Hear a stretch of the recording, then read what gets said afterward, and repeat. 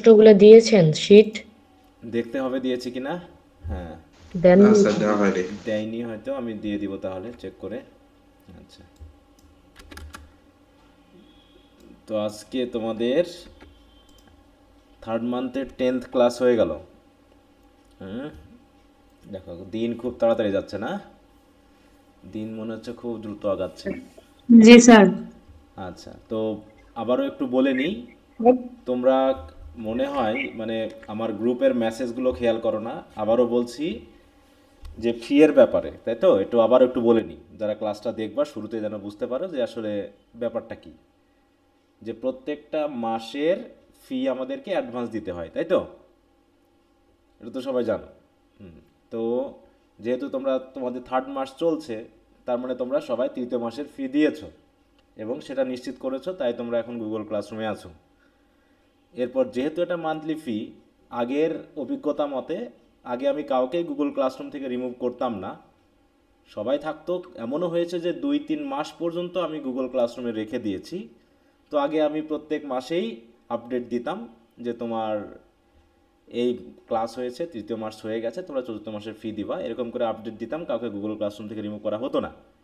তো মেসেজ দেওয়ার পরেও অনেকেই তোমরা আছো যারা মেসেজ খেয়ালই করো না, মানে একদম ইনঅ্যাক্টিভ, মানে আর ক্লাসই করতে আগ্রহী না, তাই তুমি আর মেসেজের উত্তর দেখাও না, মেসেজ খেয়ালও করো না, এটা একটা বিষয়।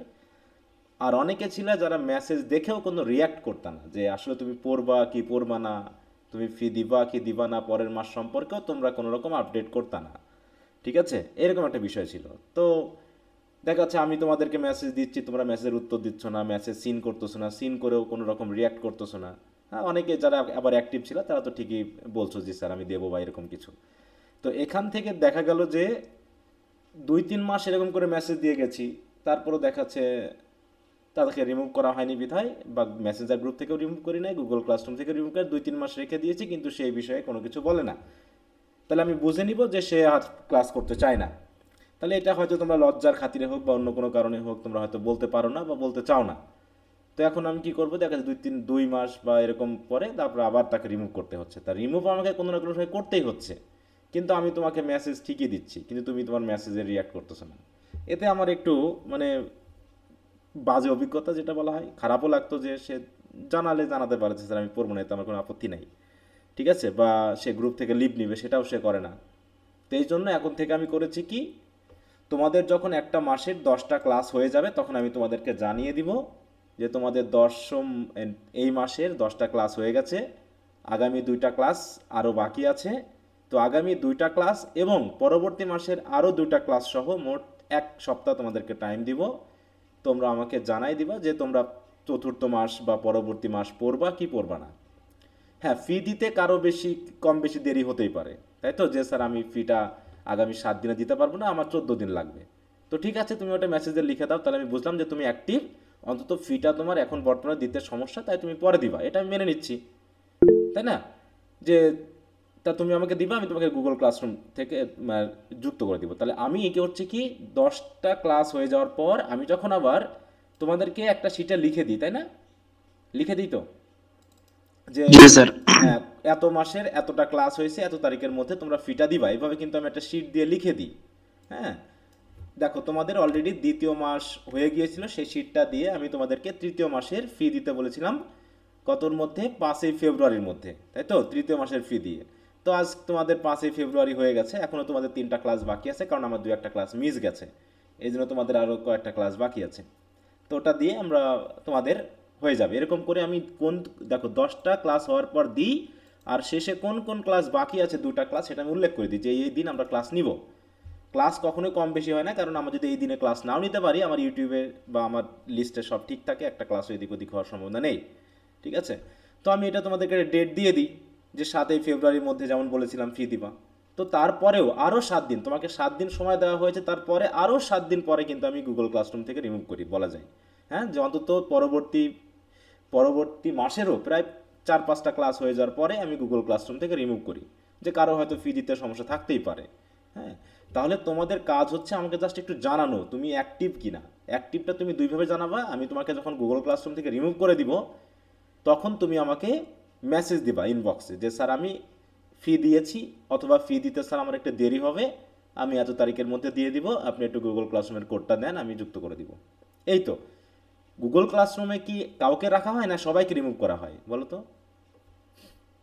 সবাইকে রিমুভ করা হ্যাঁ, হয়তো। সবাইকেই রিমুভ করে দিই আমি। এমন যে ফি দেয় তাকেও রিমুভ করে দিই, যে ফি দেয় না তাকেও রিমুভ করে দিই। অতএব রিমুভ আমি যে কাউকেই করি না বা কয়েকজনকে করি তা কিন্তু না। হ্যাঁ, আমি সবাইকে রিমুভ করি। অতএব তোমরা আবার মেসেজ দাও যে স্যার আমাকে রিমুভ করে দিলেন।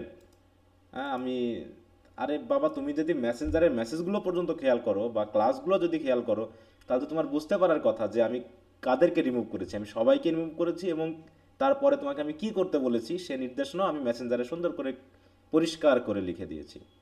তোমরা ইনঅ্যাক্টিভ বলেই দেখাচ্ছে এই যে সেকেন্ড ইয়ারের তোমাদের নবম মাস, তৃতীয় মাসের কি আজকে দশম ক্লাস, তারপরও অনেকে যুক্ত হচ্ছে এখনও, মানে তারা এতদিন অ্যাক্টিভ ছিল না। আবার অনেকে রিমুভ করার আগ পর্যন্ত তারা কিছু বলে না, এটা একটা সমস্যা। রিমুভ করার মেসেঞ্জার গ্রুপ থেকে রিমুভ করার আগ পর্যন্ত তারা কিছু বলে না। যে মেসেঞ্জার গ্রুপ থেকে রিমুভ করে দিই তখন তোমরা কথা বলো, তার আগ পর্যন্ত কথা বলো না। তাহলে তোমাদের সাথে তো আমার একটা খারাপ অভিজ্ঞতা হচ্ছে, তাই না?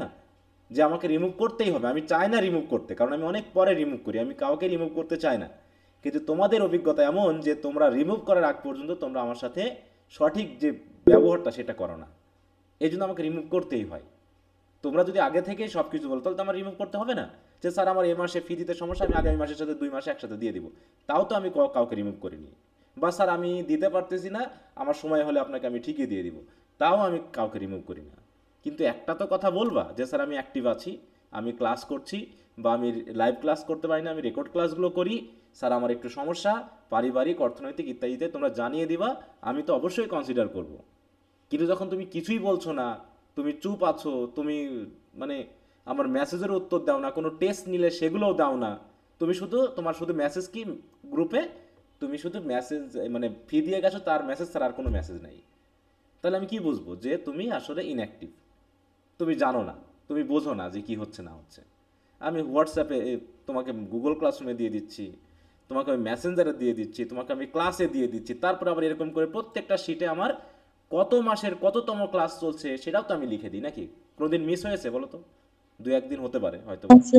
হ্যাঁ। তাছাড়া তারিখ সহ এমনকি ইউটিউবে যেহেতু থাকে ক্লাসগুলো, সেখানের তারিখগুলোও দেখলে আমি বুঝতে পারি যে তোমাদের কয়টা ক্লাস কবে কি হয়েছে। অতএব টেনশন করার কিছু নাই, তুমি তোমার মতো ফি দিয়ে যাবা, আমি তোমাকে তোমার হিসাব ঠিকই বুঝিয়ে দিব।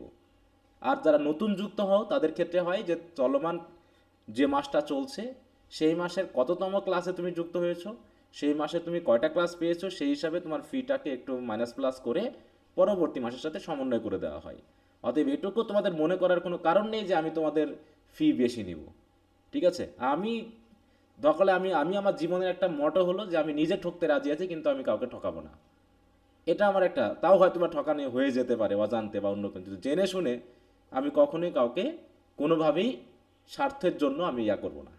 ঠিক আছে? এটা তোমরা বিশ্বাস করে কাজগুলো করতে পারো। আর যদি আমার পড়ানো একদমই ভালো না লাগে, ঠিক আছে, তাহলে তোমরা নির্দ্বিধায় তোমরা গ্রুপ থেকে লিভ নিবে, আমি মন খারাপ করব না, কারণ আমিও স্টুডেন্ট ছিলাম। সব টিচারের পড়া সবার ভালো লাগে না, একই টিচারের পড়া কারো খুব ভালো লাগছে, আবার ওই টিচারের পড়াই আবার কারো ভালো লাগছে না। অতএব এটা স্বাভাবিক, এটা নিয়ে মন খারাপ করার কিছু নেই। কিন্তু যখন তোমরা মানে সাথেও থাকবা আবার সাথেও চলবাও না, তখন একটু সমস্যা হয়। আর আমার একটা বিষয় হলো যে তোমাদের অপরাধের সঙ্গে আমি হতে পারবো না।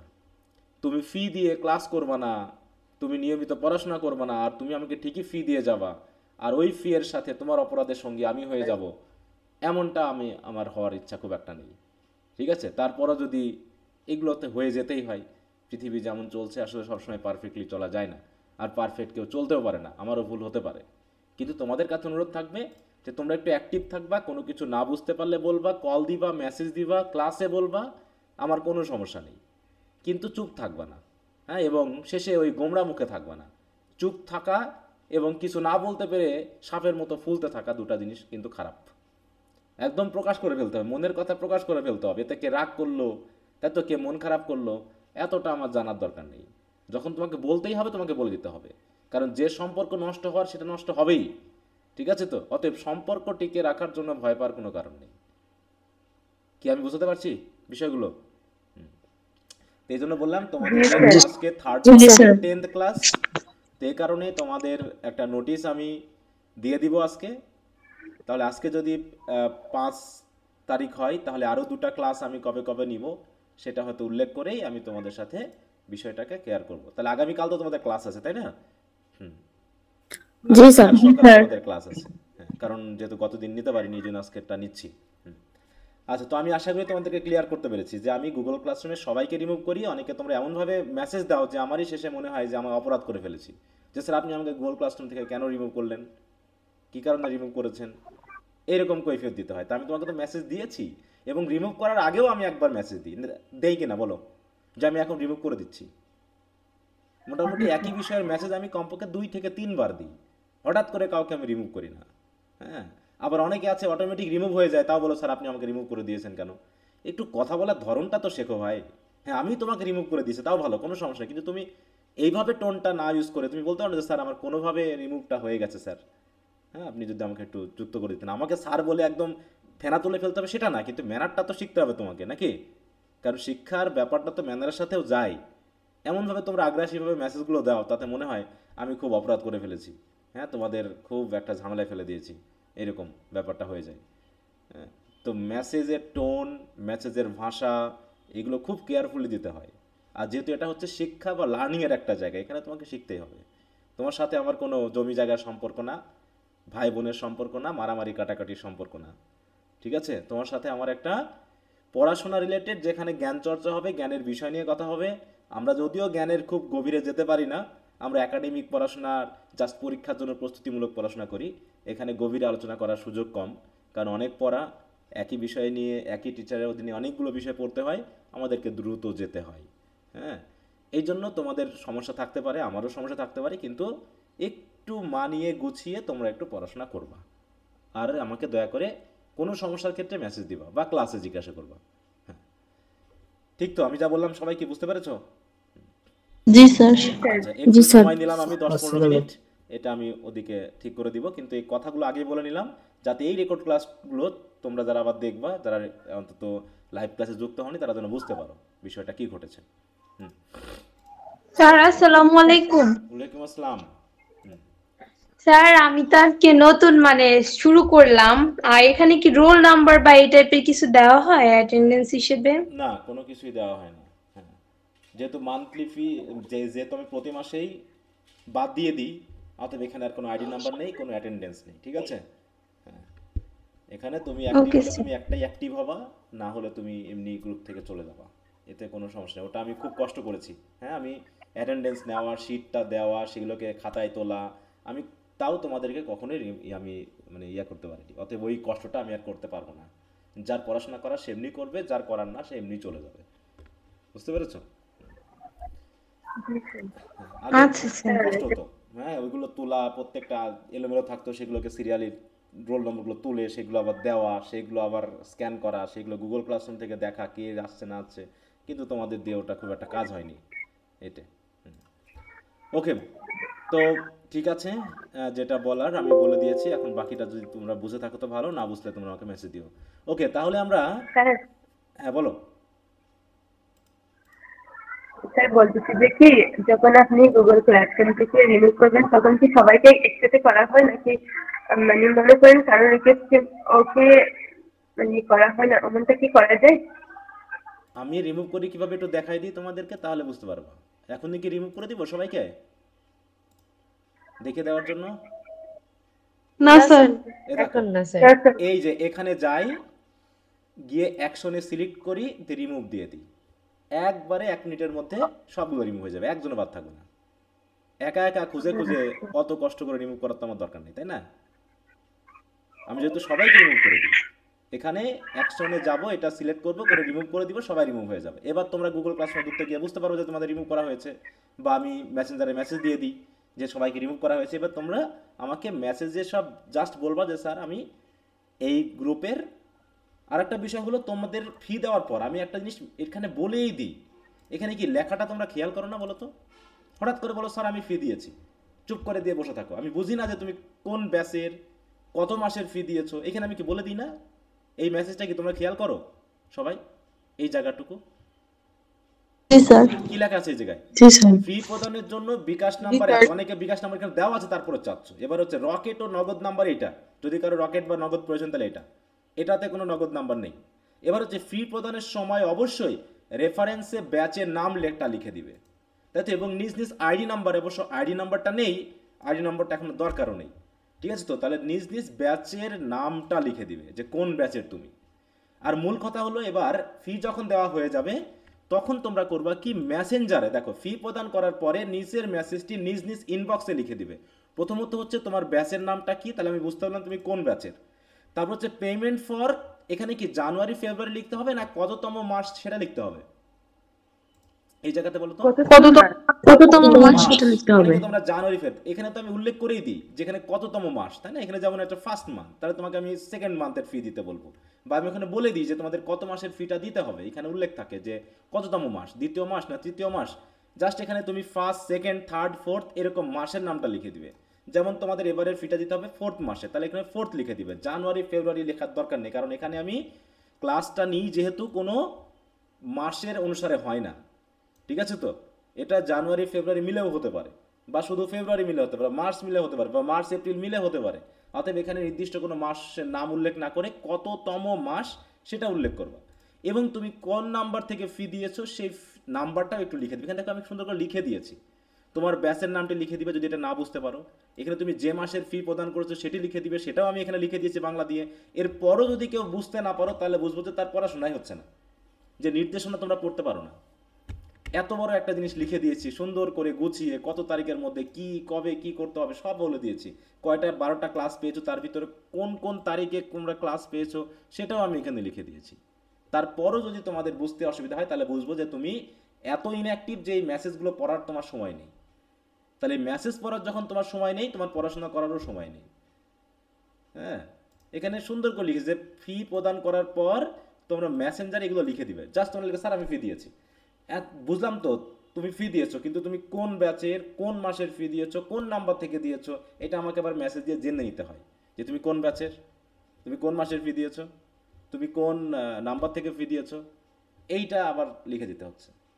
তাহলে এটা একটা সিম্পল হিসাব, হ্যাঁ, যে আমি এখানে কি এত বড় শিটটা আমি কেন দিলাম, নিশ্চয়ই এখানে অনেকগুলো কথা আছে, তাহলে কথাগুলো তোমার পড়া উচিত। একটু পড়ে নিবা, তাহলে বুঝতে পারবা যে কি বলা হয়েছে। ওকে,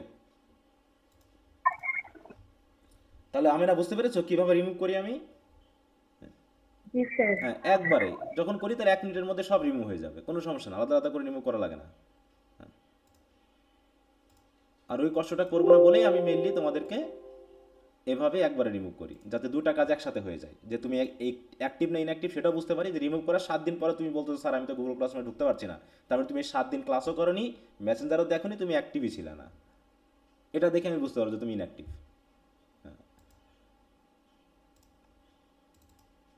আচ্ছা, তো ঠিক আছে, অনেক কথা বললাম।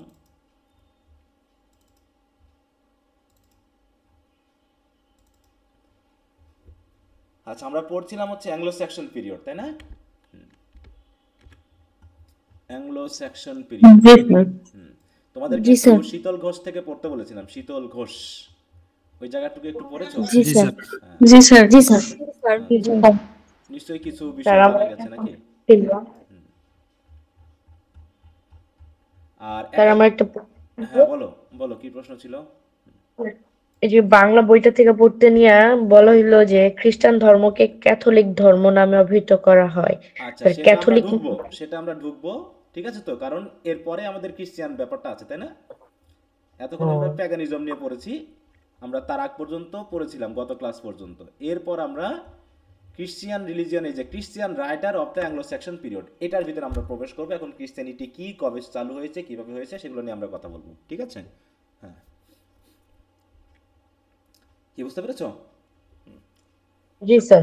আচ্ছা, তাহলে আমরা প্যাগানিজমের বিষয়টা এবার আসি। তাহলে এতদিন এই যে এই পর্যন্ত আমরা যা দেখলাম, এই পর্যন্ত যে বিভিন্ন বইয়ের নাম দেখলাম, এগুলো সবই কি প্যাগান, তাই তো?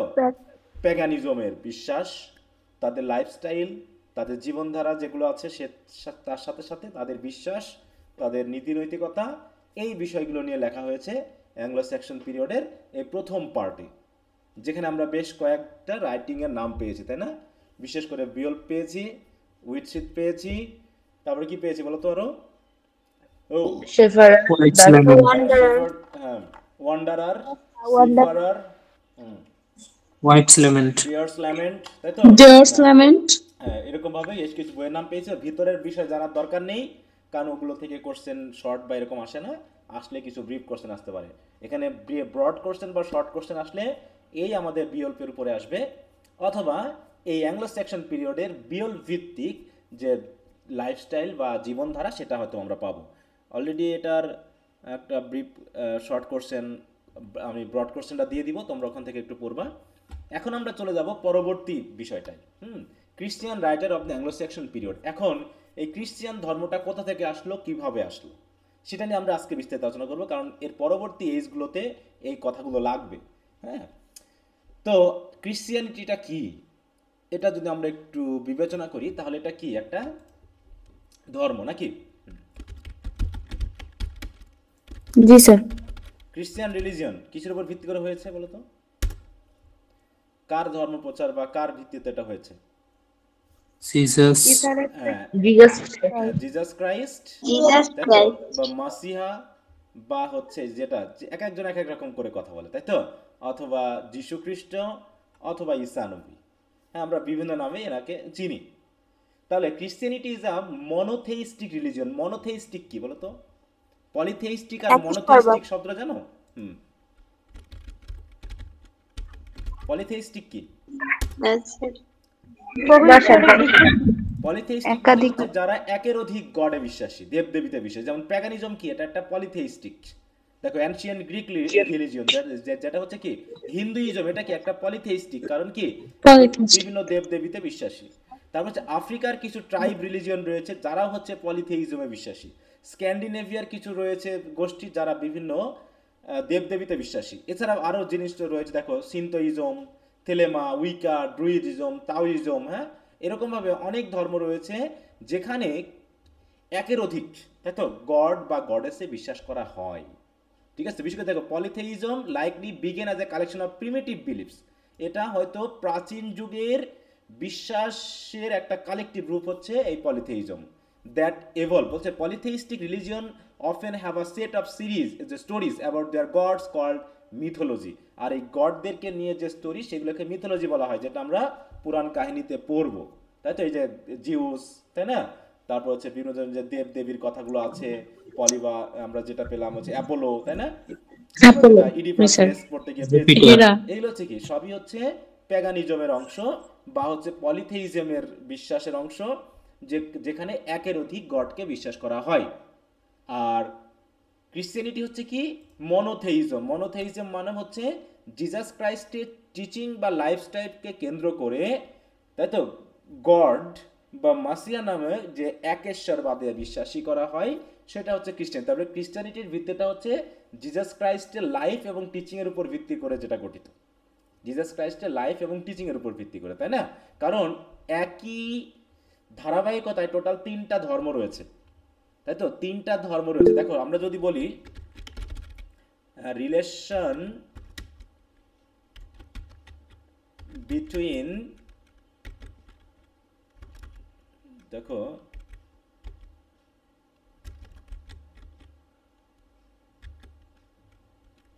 জুস, খ্রিস্টান এন্ড মুসলিম, এই 3টা কিন্তু একই মানে লাইনের আর কি বলা হয়, যেটা আব্রাহামিক রিলিজন বলা হয় থাকে, তাই না?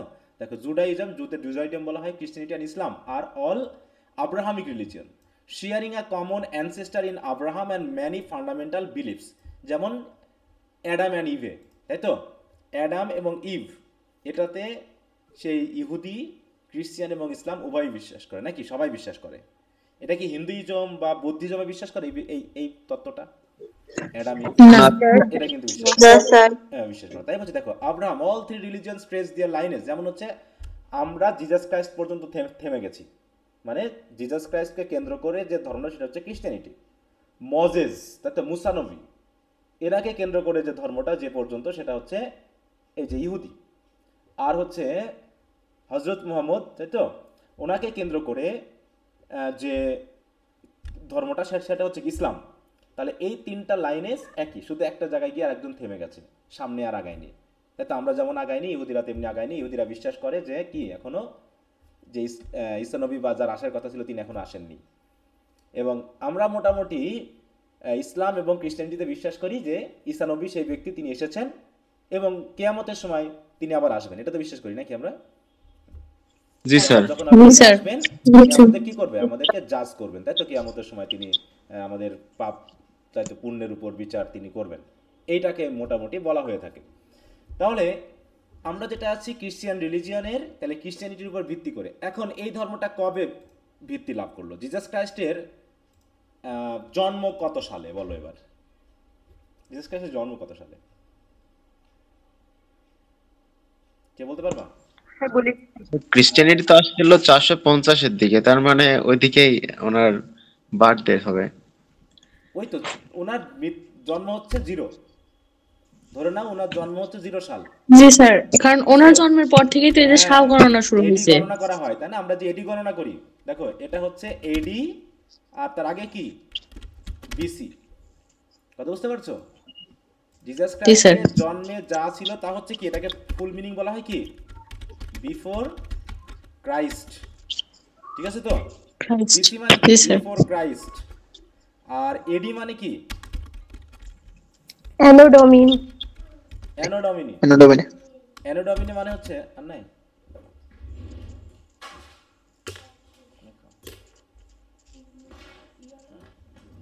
অ্যানো ডমিনি মানে হচ্ছে, এটা একটা ল্যাটিন ফ্রেজ, ঠিক আছে তো? এর মানে হলো on the days of the our Lord বা এরকম। হ্যাঁ দেখো তিনি লিখেছে অ্যানো ডমিনি, হ্যাঁ, which is a Latin phrase, মানে হলো কি in the year of our Lord. হ্যাঁ, it is use to level years in Gregorian calendar. যেটা আমরা ইউজ করি সেটা হচ্ছে গ্রেগরিয়ান ক্যালেন্ডার। তাহলে AD is use to count years after the estimated birth of Jesus Christ. তাহলে Jesus ক্রাইস্টের estimated, কিন্তু এটা যে তিনি আসলে এক্সাক্ট তিনি ওই দিন ওই সময় জন্ম করছেন এটা হয়তো বা পরবর্তী ধরে নেওয়া হয়েছে, এটা একদমই এক্সাক্ট না। হ্যাঁ, তো এই হিসাবে আমরা বলতে পারি জিসাস ক্রাইস্টের জন্মকে যদি আমরা একদম 0 ধরি, তাহলে তারপর থেকে হচ্ছে এডি আর পরে হচ্ছে কি বিসি, তাই তো? বিসি। হ্যাঁ, তাহলে এখানে আবার এই অ্যানো ডমিনিকে আবার ইসিও বলা হয়, তাই তো? ইসিও বলা হয়, ইয়ার অফ, তাই তো? এরকম ভাবে। তো যাই হোক, আমরা এখন এবার আসি, তাহলে ক্রিশ্চিয়ানিটি প্রচারটা কিভাবে হলো? যে জিসাস ক্রাইস্ট তাহলে মারা গেল কবে? আমরা জানি যে তাকে 33 বছর বয়সে, হ্যাঁ 33 বছর বয়সে তাকে কি করা হয়? আমরা অলরেডি উইলিয়াম ব্লেক পড়তে গিয়ে কিছু ধারণা পেয়েছি, তাই না? উইলিয়াম ব্লেক পড়তে গিয়ে কিছু ধারণা পেয়েছি। তাহলে 33 এডিতে, তাহলে 33 এডিতে তাকে ক্রুসিফাইড করা হয় এবং বলা হয়ে থাকে তিনি মারা যাওয়ার কতদিন পরে, মানে তাকে ক্রুসিফাইড করার কতদিন পরে তিনি আবার রিজারেক্টেড হন। আমরা খ্রিস্টানিটি যেটা বিশ্বাস করা হয়, তোমাদের হয়তো এই বিশ্বাসটা অন্যরকম, হ্যাঁ অন্যভাবে বিশ্বাস করে ইসলাম ধর্মে, ইহুদিরা তো ওটা বিশ্বাস করেই না, তাই তো? তো সেই হিসাবে আমরা ধরে থাকি যে 3 দিন, 3 ডেজ, হ্যাঁ 3 ডেজ মানে অন দ্য থার্ড ডে আর কি, 3 ডেজ আফটার বলা যাবে না, অন দ্য থার্ড ডে। হ্যাঁ, আমরা যেটা বলি গুড ফ্রাইডে, তাই না? গুড ফ্রাইডে, তারপর হচ্ছে কি হলি থার্সডে, স্যাটারডে, তাই তো? হলি সানডে, যেটা হচ্ছে আমাদের ইস্টার সানডে। এই ইস্টার সানডেতে তিনি উঠেছিলেন বলে মনে করা হয়। তাহলে গুড ফ্রাইডেতে তিনি তাকে ক্রুসিফাইড করা হয় এবং সানডে মানে থার্ড ডেতে তিনি রিজারেক্টেড হয়েছিলেন বলে আমরা মনে করে থাকি। এবং তার আগে থাকে কি হলি থার্সডে, তাই না? মানে এই যে আমাদের হচ্ছে মেনলি শুরু হচ্ছে আজকে থেকেই, আজকে থেকেই এই যে 40 দিনের একটা রোজা আমাদেরও শুরু হয়, ঠিক আছে? তো শুরু হয়েছে এবং এটা 40 দিন পর্যন্ত চলবে এবং 40 দিন পরে আমাদের মেনলি ইস্টার সানডে হবে। দেখো ইস্টার সানডে ছুটি আছে আর কি এর ভিতরে, মানে তোমাদের রোজা পরবর্তী। সেম সেরিটি রেখা হয়নি। হ্যাঁ বলো বলো। না এই যে হিন্দু বলতেছে আপনারা যে রোজা রাখেন, রোজা রাখেন ওটা জানি, বাট মানে সেহরি খাননি আপনারা? না, আমাদের সেহরি বা হচ্ছে এরকম সিস্টেম নাই আর কি। আজকে রাতে খাওয়া, আবার পরের দিন সন্ধ্যায়, ব্যাপারটা এরকম। এবং অনেকটা 24 ঘন্টা, বুঝতে পারছো? আমাদের ইয়াটা হচ্ছে 24 ঘন্টা। স্যার এর মাঝে কি কিছুই খাওয়া যায় না? না না না, এর মধ্যে খাওয়া কিছু যায়। তুমি আজকে রাতে খাইলা বা আজকে সন্ধ্যায় খাবা, আবার আগামী দিন সন্ধ্যায় খাবা, বললা স্যার এই তাহলে হচ্ছে তো মনে বিষয়। যাবে। হ্যাঁ, মানে এটা খুবই কঠিন, হ্যাঁ খুব কঠিন, এর জন্য মানে একটানা করা খুব কঠিন হয়ে যায়। হয়তো দেখা যাচ্ছে বিশেষ করে আবার সানডেতে বা স্যার ফ্রাইডেতে, বিশেষ করে সন্ধ্যায় খাবেন না, একটু রাত হলিডেগুলোতে। ভার হলে তখন খাবেন। হ্যাঁ বলো বলো। বলতেছি সন্ধ্যায় খাবেন না, একটু রাত ভার হলে তখন খাবেন। না, আমাদের একটা ইয়ে আছে, টাইম আছে, সেই টাইম অনুসারে, ঠিক আছে তো, মানে সন্ধ্যার যে চার্চ যে ঘন্টা ধ্বনি হয় চার্চের ইয়ার পর, সেই সময়টা বিবেচনা করা হয়। হ্যাঁ, স্যার আচ্ছা আচ্ছা, তো যাক মুসা ওইগুলোর বিষয়ে আমরা না মানে যাই। হ্যাঁ বলো। হ্যাঁ বলতেছি মুসা আলাইহিস সালামের অনুসরণ যারা করে তাদের জন্য 40 দিন রোজা।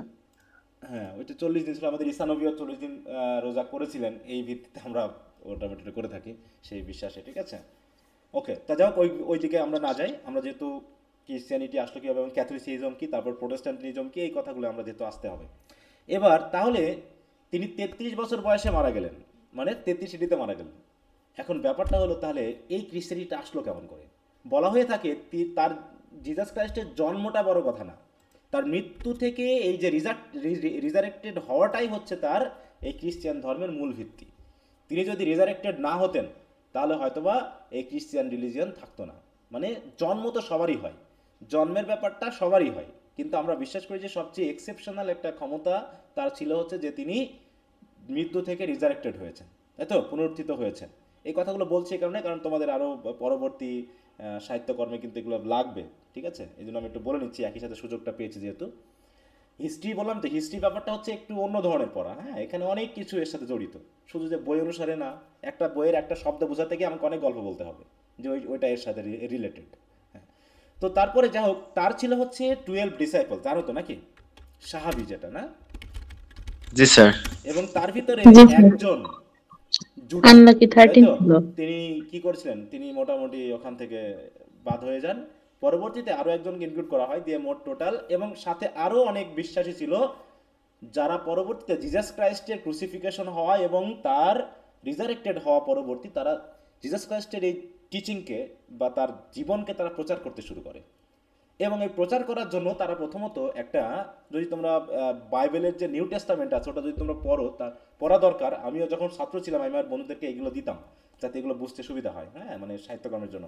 তা তোমরা অনলাইন থেকে হোক বা এমনি দেখবা যে অনেক দোকানে পাওয়া যায় আর কি, বাইবেলের যে নিউ টেস্টামেন্ট, ওটা কিনে একটু যদি পড়ো তাহলে তোমাদের সাহিত্যের ক্ষেত্রে অনেক কিছু বুঝতে সাহায্য হবে। কারণ আমাদের ইংরেজি সাহিত্য পড়ার জন্য দুটো জিনিস তোমার ধারণা থাকতে হবে, একটা হলো ক্রিশ্চিয়ানিজম, একটা হচ্ছে প্যাগানিজম, এই দুটো বিষয়ে তোমার ধারণা থাকা প্রয়োজন। তাহলে এরা মেনলি প্রচারণা শুরু করে। তা প্রচার তো করছে, হয়তো বা অনেকে আছে যারা এই জিজাস ক্রাইস্টের প্রচারকে তারা গ্রহণ করেছে, এবং এই জিজাস ক্রাইস্টের টিচিংকে যারা গ্রহণ করেছে তাদেরকে কি করা হতো, ব্যাপটাইজ করা হতো, ঠিক আছে তো। ব্যাপটাইজ বলে একটা সিস্টেম আছে ক্রিশ্চিয়ান রিলিজিয়নে, যে যারা এই গোষ্ঠীবদ্ধ হবে, জিজাস ক্রাইস্টকে বিশ্বাস করে যারা তার গোষ্ঠীবদ্ধ হবে, তাদেরকে নিয়েই মেনলি একটা, দেখো, একটা দল গঠন করা হয়েছিল, তাই তো, যেটাকে বলা হচ্ছে চার্চ, যেটাকে বলা হচ্ছে কি চার্চ। এই চার্চের মধ্যে ইনক্লুড হতে হলে একজনকে বিশ্বাসী হতে হবে যে না, I believe in Jesus Christ, so in the name of Jesus Christ I have taken Christianity. এবং তখন চার্চ থেকে তোমাকে ব্যাপটাইজ করা হবে। ব্যাপটাইজটা মেনলি করা হয় এই পানি দিয়ে, বুঝতে পারছো।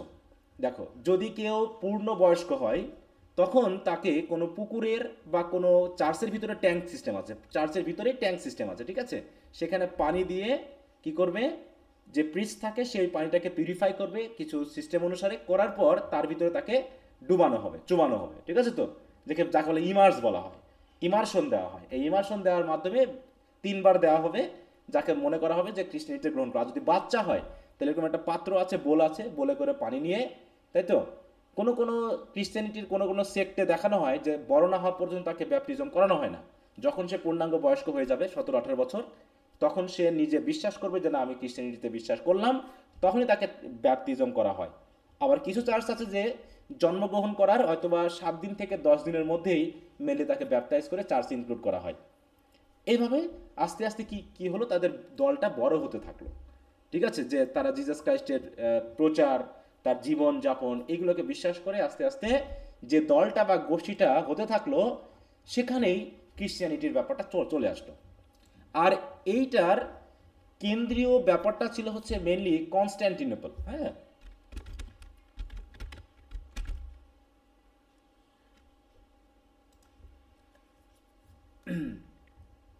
আর কেমন জানি হিজিবিজি লাগতেছে, যাও বুঝতে পারতেছি না এমন। না অত কিছু তো, যেটুকু কথা বললাম এইটুকু বোঝো, যেটুকু কথা বললাম এর ভিতর বুঝতে পারোনি কি বললাম?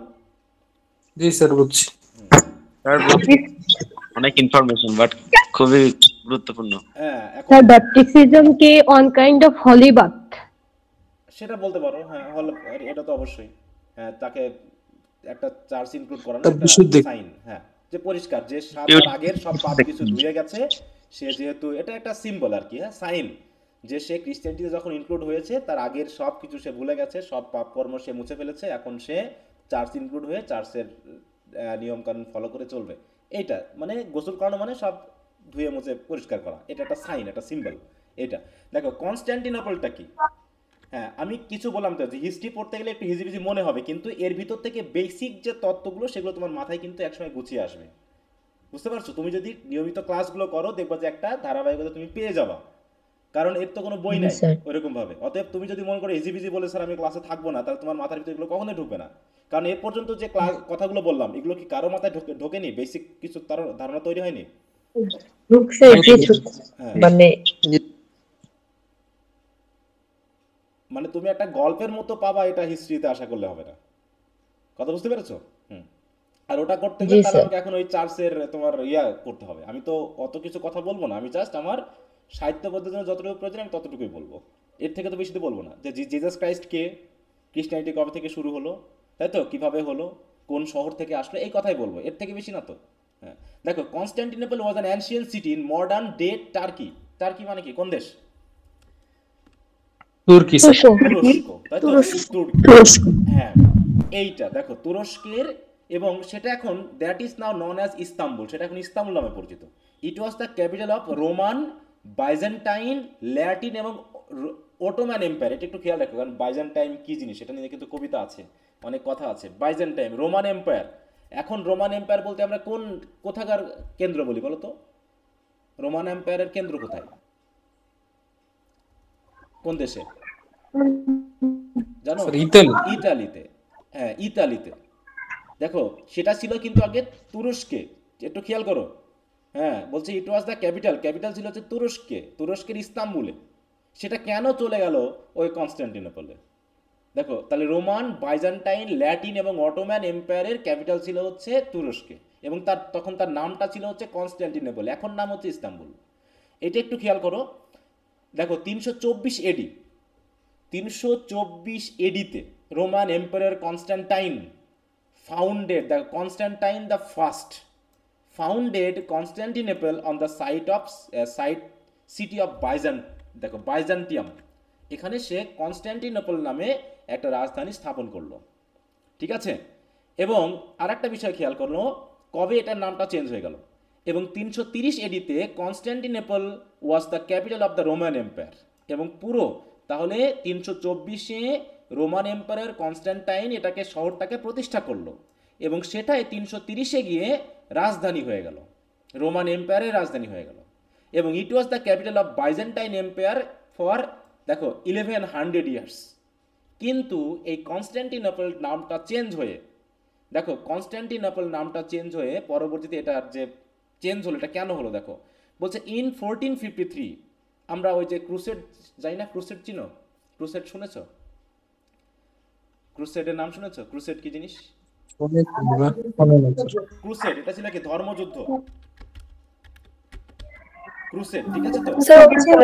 মুসলিম আর খ্রিস্টানদের যুদ্ধটা হয়েছিল, মুসলিম, খ্রিস্টান এবং প্যাগানিজম বিশেষ করে, এদের মধ্যে বিশেষ করে এখানে দেখো, এখানে সবচেয়ে বেশি হয়েছিল হচ্ছে মেনিয়াটা হচ্ছে খ্রিস্টান এবং মুসলিমদের মধ্যে। কেন হয়েছিল যখন আমরা এই ইয়াতে আসবো, যখন হচ্ছে রেনেসাঁস পিরিয়ডে আসবো, যখন আমরা রেনেসাঁস পিরিয়ডে আসবো তখন কিন্তু এগুলো নিয়ে কথা হবে। হ্যাঁ এগুলো কথা আসবে। তাহলে এইখানে এখন তাহলে কনস্টান্টিনোপলটা কোথায় সেটা আমরা একটু জানলাম। দেখো আমি কিন্তু একটু এলোমেলো যেতে হচ্ছে, কারণ আমার জাস্ট ওটা জানানো যে খ্রিস্টানিটিটা কোথায় প্রতিষ্ঠা করা হয়েছিল। হ্যাঁ, তাহলে কনস্টান্টিনোপল কে প্রতিষ্ঠা করেছিল? কনস্টান্টিনোপল শহরটাকে প্রতিষ্ঠা করেছিল? Constantine the first. হ্যাঁ, কনস্টান্টিনোপল দ্য ফার্স্ট। কত সালে? 324 সালে, তাই তো? এবং সেটাই 330-এ হয়ে গেল কি রাজধানী রোমান এম্পায়ার। এটুকুই জানো, বেশি না। ক্রুসেড কি ওটা পরে আবার আসবে, এর সাথে কিন্তু ক্রুসেডের সম্পর্ক আছে, অতএব এই কথাটা একটু মনে রাখো। আমি আবার বেশি দূরে যাব না, কারণ যেখানে থামার সেখানে থামবো। এবার আমরা চলে আসি, স্যার লাইনটা আরেকবার একটু রিপিট করেন। কোনটা? এই যে 330-এ যে আবার হলো, স্যার এটা একটু আরেকবার বলেন। এই যে এখানে দেওয়া আছে, এই যে 324-এ Roman Empire Constantine the first founded Constantinople, এটা ঠিক আছে তো? আর 330 এডি, এডি মানে কি? খ্রিস্টাব্দ, তাই তো? খ্রিস্টের জন্মের পরে Constantinople was the capital of Roman empire. এবং 1453 সালে যে ক্রুসেড হয়, সেই ক্রুসেডে দেখো Mehmed the second of Ottoman empire conquered Constantinople. তাহলে এই যে 1453 সালের আগ পর্যন্ত, তাহলে 1453 সালে মোহাম্মদ দ্য সেকেন্ড কনস্টান্টিনোপলটাকে কনকোয়ার করলো, জয় করলো ক্রুসেডে। তার আগ পর্যন্ত এটা ছিল হচ্ছে ক্রিশ্চিয়ানিটির কেন্দ্র। ক্রিশ্চিয়ানিটির কেন্দ্র ছিল কিন্তু এই জায়গায়, ঠিক আছে তো? খ্রিস্টান ধর্মের এটা প্রতিষ্ঠা, দেখো কনস্টান্টিনোপল। এবার হচ্ছে আমি যেখানে ছিলাম,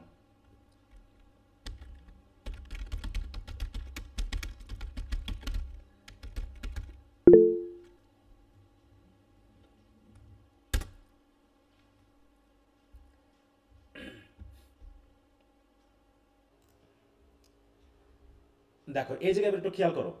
হ্যাঁ, তাহলে ফার্স্ট সেঞ্চুরি সি, আমি সি বলছি, সি ইন জুডা, এইটাকে কেন্দ্র করে বাইবেলের মতে নাজারাতে, হ্যাঁ নাজারাত নগরে জিসাস একে বলা হয়। তারপরে তিনি ফার্স্ট সেঞ্চুরি মোটামুটি একটা সকলে মিলে একটা রিলিজিয়ন তারা প্রতিষ্ঠা করার চেষ্টা করেছিল, এবং পরবর্তীতে এই মাঝখানে অনেক দিন চলে গেছে, ইভেনচুয়ালি বিকেম আ রিলিজিয়ন। তারপর পরবর্তীতে এটাই একটা রিলিজিয়নের রূপ নেয় এবং spread throughout the Roman empire, এবং সেটা রোমান এম্পায়ারে ছড়িয়ে পড়ে। বুঝতে পারছো? রোমান এম্পায়ারে কিন্তু আস্তে আস্তে ছড়িয়ে পড়ে। এত সহজ হয়নি কিন্তু এই ক্রিশ্চিয়ানিটির প্রচার করা, কারণ তার আগে কি ছিল? ক্রিশ্চিয়ানিটির আগে কি ধর্ম ছিল সবাই রোমান এম্পায়ারে? Zeus, paganism. এবার আসি, দেখো তাহলে after his death by crucifixion some of his followers believed he was resurrected by God. His followers spread the faith around the Eastern Mediterranean, মানে ওই রোমান এম্পায়ার, তাই তো? মেডিটেরিয়ান সি এর আশেপাশে গ্রিস, তারপর হচ্ছে ইটালি, রোম, এই জায়গাতে তারা প্রচার শুরু করে। এরপর যে Christianity spread as a grassroot movement, একদম জনগণের গ্রাসরুট থেকে এটা শুরু হয়। Despite persecution of the Roman empire, এবং যারা ক্রিশ্চিয়ানিটি প্রচার করতো তাদেরকে রোমান এম্পায়ারের বা মানে যারা তৎকালীন সম্রাট ছিল বা এম্পায়ার ছিল, তারা কিন্তু হত্যা করতো যারা ক্রিশ্চিয়ানিটিকে প্রচার করতো। এরকম বাইবেলে অনেক কাহিনী আছে বা এমনিতেও ইতিহাসে আছে, যারা ক্রিশ্চিয়ানিটি প্রচার করেছে তাদেরকে কি করা হয়েছে? হত্যা করা হয়েছে। পরবর্তীতে এবার চিন্তা করো, দেখো 313-তে খেয়াল করো, এম্পায়ার কনস্টান্টাইন তাহলে কি ছিল? The first decriminalize Christianity in Roman Empire. তাহলে ক্রিমিনালাইজ এবং ডিক্রিমিনালাইজ মানে কি? ক্রিমিনালাইজ মানে কি? এটাকে অপরাধ বলে মনে করা, তাই তো? ক্রিশ্চিয়ানিটি প্রচারকে অপরাধ বলে মনে করা। তার মানে কনস্টান্টাইন ফার্স্টের আগে, 313 সালের আগে খ্রিস্টান ধর্ম প্রচারকে ক্রিমিনালাইজ বলা হতো। যারা খ্রিস্টান ধর্ম প্রচার করতো তাদেরকে ক্রিমিনাল বলা হতো এবং হত্যা করা হতো। কথা বোঝা গেছে? এবং তাহলে এই যে কনস্টান্টাইন দ্য ফার্স্ট, তিনি যে কনস্টান্টিনোপলটা প্রতিষ্ঠা করলেন, তাই তো? তার কনস্টান্টাইন দ্য ফার্স্ট এটা কি করলেন? তিনি কনস্টান্টাইন প্রতিষ্ঠা করলেন এবং সেখানে তিনি ক্রিশ্চিয়ানিটি প্রচারের কেন্দ্র তৈরি করলেন। কারণ দেখো আমরা কি পেলাম আগে, যে কনস্টান্টাইন প্রতিষ্ঠা করেছিল কত? কনস্টান্টিনোপল 323-এ, আর সেটাই হয়ে গেল ক্যাপিটাল কত? 330-এ, নাকি? অথচ তিনি 313 থেকেই কিন্তু ওই ক্রিশ্চিয়ানিটি ধর্মটাকে ডিক্রিমিনালাইজ করলেন, মানে খ্রিস্টান ধর্ম প্রচার চলবে, তাই তো? খ্রিস্টান ধর্ম প্রচার চলবে, এবং তিনি নিজেও খ্রিস্টান ধর্ম গ্রহণ করলেন। ব্যাপারটা এরকম। এবং দেখো 380 খ্রিস্টাব্দে Christianity became the state religion of the Roman empire, এবং ওই সম্রাটই, মানে ওই সাম্রাজ্যের অধীনেই 380 খ্রিস্টাব্দে তাকে রোমান এম্পায়ারের স্টেট রিলিজিয়ন করা হলো 380-তে। কথা বোঝা গেছে? তবে তার আগেই এই রোমান এম্পায়ার হওয়ার আগেই 301 AD Armenia was the first country to adopt Christianity as a state religion. কি কথা বুঝতে পেরেছো? একটু একটু বোঝা গেল যে কোথা থেকে কিভাবে আসলো। এই যে 313 মানে তার আগে তো প্রচার প্রচারণা চলেছে, অনেকে প্রচার করেছে, অত গল্প তো এখানে পাওয়ার দরকার নেই। জাস্ট টেস্ট মানে কবে থেকে ক্রিশ্চিয়ানিটি একটা মানে কেন্দ্রীয় ধর্ম হিসেবে প্রচার হলো, তাই তো? কোন রাজ্য থেকে শুরু, এখন সেই তৎকালীন সময় থেকে, ঠিক আছে? তো ওই যে ক্রিশ্চিয়ানিটিকে যে স্টেট রিলিজিয়ন করা হলো। হ্যাঁ বলো। তাহলে কি আমরা 301টাকে ধরবো যে ক্রিশ্চিয়ানিটি শুরু হয়েছে? না না, ক্রিশ্চিয়ানিটি ধর্ম এটা তো স্টেট রিলিজিয়ন, একটা দেশের স্টেট রিলিজিয়ন করা হয়েছে, এটা তো সারা বিশ্বের করা হয়নি। কিন্তু হঠাৎ করে কি হয়ে গেল নাকি তার আগে প্রচার চলেছে 300 বছর ধরে। জিসাস ক্রাইস্ট 33 বছর বয়সে মারা গেছে, তার মানে কত বছর? 200 প্রায় 67 বছর ধরে তো প্রচার হয়েছে নাকি? তাছাড়া প্রচারণা না করলে এই জায়গায় আসতো ধর্মটা? না স্যার। হ্যাঁ, তাহলে নিশ্চয়ই একটা তারা কেন্দ্র বা দল গঠন করেছে, একটা চার্চ তারা গঠন করে সেটার অধীনে তারা প্রচারণা করেছে, কিন্তু হয়তোবা রাষ্ট্রীয় কোনো হয়তো স্বীকৃতি ছিল না। পরবর্তীতে রাষ্ট্রীয় স্বীকৃতি পায়, আস্তে আস্তে ধর্মটা চারিদিকে ছড়িয়ে পড়ে। এবং আজকে যেখানে দেখো, এরপরে আসছি দেখো আস্তে আস্তে, এবার একটু খেয়াল করো। ইন 1054 the Great Schism occurred. Schism মানে কি? বিভক্তি। দেখো এইখানে একটু এটার মিনিংটা কি দেখো। দেখো এখানে বলছে the Great Schism also known as the East West Schism was the split between the Roman Catholic Church and the Eastern Orthodox Church in 1054। তাহলে অর্থোডক্স চার্চ হচ্ছে কারা? বিশেষ করে তোমার ধরো রাশিয়া বা এই যে ওয়েস্টার্ন মানে ইস্টার্ন কান্ট্রিগুলো। ইস্টার্ন চার্চ কোনগুলো ছিল জানো? ইস্টার্ন বলতে কোনগুলোকে বোঝানো হয়? ইস্টার্ন কান্ট্রি কোনগুলো? Sir Asian. হ্যাঁ, এশিয়ার এই দিকে, তাই তো? এশিয়ার আরব কান্ট্রি এই দিকে। অনেক কিছুই জানার আছে, এই যখন হিস্ট্রি পড়তে এসে এগুলো সম্পর্কে ধারণা না পেলে দেখো বিষয়গুলো বুঝতে তোমাদের কাছে সমস্যা হবে। দেখো ইস্টার্ন কান্ট্রি কোনগুলো? যে east Asia, south east Asia, এই জাতীয়, চায়না, তাই তো? এই যে এই দিকের কান্ট্রিগুলো, এইগুলোকে দেখো। এইখানে মোটামুটি যেমন ইরাক, ইরান রয়েছে, এগুলো তো কিন্তু খ্রিস্টান ধর্ম তখন প্রচার হয়েছে বা খ্রিস্টান ধর্মের মানুষ ছিল সেই সময়, তাই তো? আগে বেশি পরিমাণে ছিল, আস্তে আস্তে তো ইসলাম ধর্ম চলে এসেছে ওখানে। তারপর দেখো যে গ্রেস সিজম, তাহলে এইখানেই মেইনলি ভাগটা হয়ে গেল। ইস্টার্ন অর্থোডক্স চার্চ এবং রোমান ক্যাথলিক চার্চ দুটো অংশে ভাগ হয়ে গেল কত সালে? 1054 সালে নাকি? 1054 সালে কিন্তু ভাগ হয়ে গেল। দেখো তখন থেকে দেখো splitting Christianity into the orthodox and the Roman Catholic churches. তাহলে রোমান ক্যাথলিক কোথা থেকে আসলো বোঝা গেল? কারণ কি এটা হচ্ছে রোমান, কারণ ক্রিশ্চিয়ানিটিটা মেইনলি রোমান সাম্রাজ্যের অধীনেই ছিল। কারণ কি কনস্ট্যান্টাইনই তো প্রথম যিনি রোমান সাম্রাজ্যের স্টেট রিলিজিয়নই করছিল হচ্ছে ক্রিশ্চিয়ানিটিকে, তার মানে রোমান সাম্রাজ্যের অধীনে ছিল। কিন্তু দেখো তো 1054-তে আমরা যদি একটু ক্রুসেডের শুরুটা দেখি তাহলে আর একটু আইডিয়া পাবা। দেখো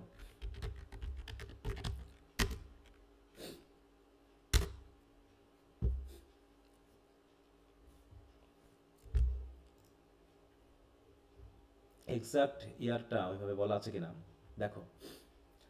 ক্রুসেড শুরু হয় কবে? দেখো crusade is a military expedition on a campaign to achieve a goal. এটা মানে ওটা গেল ডিটেইলস। দেখো the crusaders were a series of military expedition by European Christians in the 11th, তাহলে কত দেখো তো কত সেঞ্চুরি?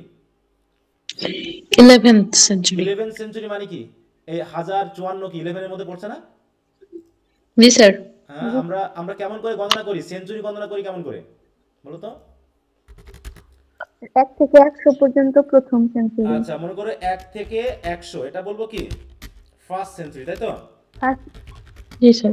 তারপরে 101 থেকে 200 বলবো কি সেকেন্ড সেঞ্চুরি। তাহলে যদি আমরা 11th সেঞ্চুরি বলি তাহলে কত হবে? 1001 থেকে। হ্যাঁ দেখো 1001 থেকে কত? 2000 না সরি 1100। হ্যাঁ 1100, তাই তো? 1100। তাহলে এই 1100 এর মধ্যে কি এটা পড়ছে না? 1054 পড়ছে না এর ভিতরে? জি স্যার।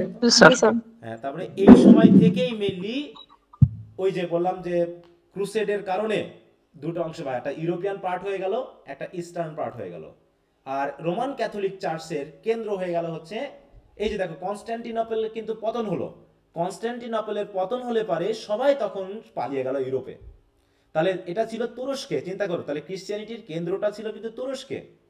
সেইটা ওখানে যখন ক্রুসেড হলো তখন ক্রিশ্চিয়ানিটির যারা ওই সময়ের কেন্দ্রে ছিল তারা সব পালিয়ে গেল কোথায়? ইউরোপে। এবং ইউরোপে পালিয়ে গিয়ে তারা তাদের কেন্দ্র গঠন করলো কোথায়? ইতালির রোমে। ঠিক আছে তো? এবং সেখানে একটা দেশই হয়ে গেল শুধু এই ক্যাথলিক ধর্মের কেন্দ্র হিসাবে। সেই দেশটার নাম কি জানো তো? Vatican city. চেনো? জেরুজালেম। না, ভ্যাটিকান সিটি। জেরুজালেম তো ইসরায়েল, মানে ইসরায়েলে অবস্থিত, তাই না? হ্যাঁ, দেখো ভ্যাটিকান সিটি একটা কেন্দ্রই হয়ে গেল, মানে একটা কেন্দ্র ছিল প্রথমে। এটা ছিল কি ক্যাথলিক চার্চের কেন্দ্র, এখানে হলি সি বলা হয়। হ্যাঁ, এবং এটার যেটা প্রধান তাকে বলা হয় কি জানো তো? পোপ, তাই তো? এর যে প্রধান তিনি হচ্ছেন কে? তিনি হচ্ছেন পোপ। হ্যাঁ, তো দেখো বলছে Vatican city is a landlock country. এটা কোথায় অবস্থিত? রোমের ভিতরে অবস্থিত, ইটালি রোমে অবস্থিত। ইট became independent from Italy in 1929। দেখো 1929 সালে সে আবার কি হয়? ইন্ডিপেন্ডেন্ট হয়ে যায়, সে একটা ছোট দেশই হয়ে যায়। বুঝতে পারছো? দেখো তার আয়তন কত? হ্যাঁ দেখো মাত্র 49, মানে 121 একর, 49, মানে একটা আমাদের জেলার থেকেও ছোট, যেটা হচ্ছে 882 জনসংখ্যা রয়েছে মাত্র 2024 সাল মতে 882 জন জনসংখ্যা রয়েছে। এবং এরা সবাই কিন্তু কি, সবাই হচ্ছে কি সাধারণ মানুষ না, এরা হচ্ছে ওইখানে ধর্ম শিক্ষার জন্য যারা যায় বা ধর্মকে রিসার্চ করার জন্য যারা থাকে তারাই মেনলি এখানে আছে। তাহলে আচ্ছা গেল, এটা রোম গেল। এখন আমরা চলে আসি ক্যাথলিসিজম, এই তত্ত্বটাকে আমরা একটু দেখি।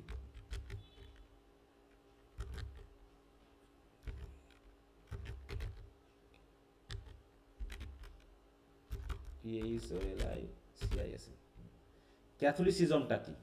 প্রোটেস্ট্যান্টিজমটা পথে আসবে। দেখো বলতেছে Catholicism is a Christian faith community and way of life. It is one of the main branches of Christianity along with Protestantism and Orthodox. তাহলে প্রথমে ছিল হচ্ছে অর্থোডক্স খ্রিস্টান, পরে আবার প্রোটেস্ট্যান্টিজম আসে, ক্যাথলিসিজম থেকে আবার ভাগ হয়ে যায়। যখন ইউরোপে আবার দুটো ধর্ম চালু হয়ে যায়, সেটা হচ্ছে ক্যাথলিক ভাগ হয়ে প্রোটেস্ট্যান্টিজম বলে একটা আসে, সেটা আমরা পরে দেখব। বলছে দেখো Catholics believe in Trinity and the Jesus is the Messiah. They believe Catholic church was founded by Jesus Christ. তারা মনে করে চার্চ জিজাস ক্রাইস্ট নিজে প্রতিষ্ঠা করে গেছে। এবং তারা মনে করে যে pope is the precursor to Saint Peter. এবং পিতর, সাধু পিতর, যেটা যে ছিলেন হচ্ছে কি জিজাস ক্রাইস্টের একজন ডিসাইপল বা শিষ্য, তিনি এই চার্চ প্রতিষ্ঠা করেছেন বলে মনে করা হয়। মানে এটাকে ধরা হয় একদম কেন্দ্রীয়, খ্রিস্টান ধর্মের কেন্দ্রীয় মনে করা হয়, যে এখান থেকে ক্রিশ্চিয়ানিটিটা স্প্রেড করেছে, এখান থেকে ক্রিশ্চিয়ানিটিটা স্প্রেড করেছে। বুঝতে পেরেছো? তারাই মেনলি ধর্মটাকে প্রচার করে। দেখো ক্যাথলিক কথাটা এসেছে কোত্থেকে? The term Catholic comes from the Greek word, দেখো katholikos, which means universal. Universal মানে কি? ক্রিশ্চিয়ানিটির ইউনিভার্সাল পার্টটা মেনলি ক্যাথলিকদের অধীনে। এবং বলছে Roman Catholicism can be traced back to life and teaching of Jesus Christ in Roman occupied, দেখো juice Palestine around, দেখো 300 CE। ওই যে বললাম 300, কারণ জিসাস ক্রাইস্ট ধর্মপ্রচার শুরু করেছিলেন মাত্র 30 বছর বয়সে। 30 বছর বয়সে তিনি ধর্মপ্রচার শুরু করেছিলেন এবং 33 বছর বয়সে তিনি মারা যান। মানে তার ধর্মপ্রচারের সময়সীমা ছিল মাত্র 3 বছর। তিনি 3 বছর এই ধর্মটা প্রচার করেছেন। ধর্মপ্রচার করেননি তিনি, মানে গডকে প্রচার করেছেন। আর ধর্ম তো মেইনলি তার ডিসাইপলদের দ্বারা একটা গ্রুপ সিস্টেম করেই একটা ধর্ম প্রতিষ্ঠা হয়েছে, তাই তো? এইটা তা ক্যাথলিক কথাটা কোত্থেকে আসলো কি বোঝা গেল? কিছু ধারণা পাওয়া গেল? জি স্যার। এখন আমরা যখন ইংল্যান্ডের ইতিহাসটা পড়ছি, আমরা যে ক্রিশ্চিয়ানিটি পড়লাম, এটা কি ইংল্যান্ডের ইতিহাস নাকি এটা রোম বা ক্রিশ্চিয়ানিটির ইংল্যান্ডের বাইরের ইতিহাস? ইংল্যান্ডের বাইরের ইতিহাস। তাহলে যেখানে খ্রিস্টান ধর্ম প্রচার শুরু হয়েছে তো অনেক আগে থেকে, এবং প্রাতিষ্ঠানিক রূপ পেয়েছে 380 খ্রিস্টাব্দে, মানে যীশু খ্রিস্টের মৃত্যুর আরো 350 বছর পরে স্টেট রিলিজিয়ন হয়েছে। কিন্তু তার আগ পর্যন্ত ছোটখাটো হয়তো মানে অস্বীকৃত এরকম আর কি বিভিন্ন ধরনের চার্চ করা, গোষ্ঠী করা, দল করে তারা প্রচার করেছে। এবং 301-এও তো আমরা দেখলাম যে 301-এ আর্মেনিয়া প্রথম খ্রিস্টান দেশ হিসাবে সে ক্রিশ্চিয়ানিটিকে মানে প্যাগানিজম বাদ দিয়ে তারা ক্রিশ্চিয়ানিটিকে গ্রহণ করে। এখন বিষয়টা হলো এই খ্রিস্টান ধর্ম প্রচার করার জন্যই মেনলি কি করত, যারা খ্রিস্টান ধর্ম প্রচার করত তারা এই সাহিত্য কর্মের মাধ্যম দিয়ে ক্রিশ্চিয়ানিটিকে প্রচার করত। সেটাই আমরা এখন এই ইয়াতে পাবো, সাহিত্যে পাবো। তাহলে সাহিত্য ছিল কি, মানে খ্রিস্টান ধর্ম প্রচারের একটা বড় মাধ্যম। তারা বিবলিক্যাল স্টোরিগুলোকে সাহিত্যে রূপদান করত, কোনো নাটকীয় রূপদান করত, দিয়ে মানুষের কাছে প্রচার করত। কারণ কি তৎকালীন মানুষ কি শিক্ষিত ছিল বলতো? তারা কি বাইবেল পড়তে পারতো, বা তারা কি কোনো লিখিত বই পড়তে পারতো? পড়তে পারতো না। তখন সেটা কি করা হতো, গানের মাধ্যমে ওই এপিকের মতো করে লেখা হতো, তাই তো, সুর দিয়ে, তাই তো, এবং অথবা কোনো ড্রামার মাধ্যমে জনগণের সামনে জিসাস ক্রাইস্টের লাইফ বা টিচিং গুলোকে মেনলি কি করা হতো, উপস্থাপন করা হতো, যাতে কমন পিপল বুঝতে পারে। Those who are uneducated, who can't read, যারা পড়তে পারে না, তাই তো, তারা যাতে এই নাটক বা কবিতা শুনেই জিসাস ক্রাইস্টের লাইফ এবং টিচিংগুলো যেন তারা বুঝতে পারে। এইভাবে তারা কিন্তু প্রচার করে গেছে। এবং দেখা যাচ্ছে যে তৎকালীন সময়ে যারা পরবর্তীতে ক্রিশ্চিয়ানিটি গ্রহণ করেছে তার ভিতরে বড় একজন ব্যক্তি ছিলেন হচ্ছে পল। হ্যাঁ, বুঝতে পারছো? স্যার সেন্ট পল। হ্যাঁ, সেন্ট পল, হ্যাঁ, যাকে আমরা শোল বলি, তারপর হচ্ছে পল বলা হয় ওটাকে, সেন্ট দিন এত আসবে না।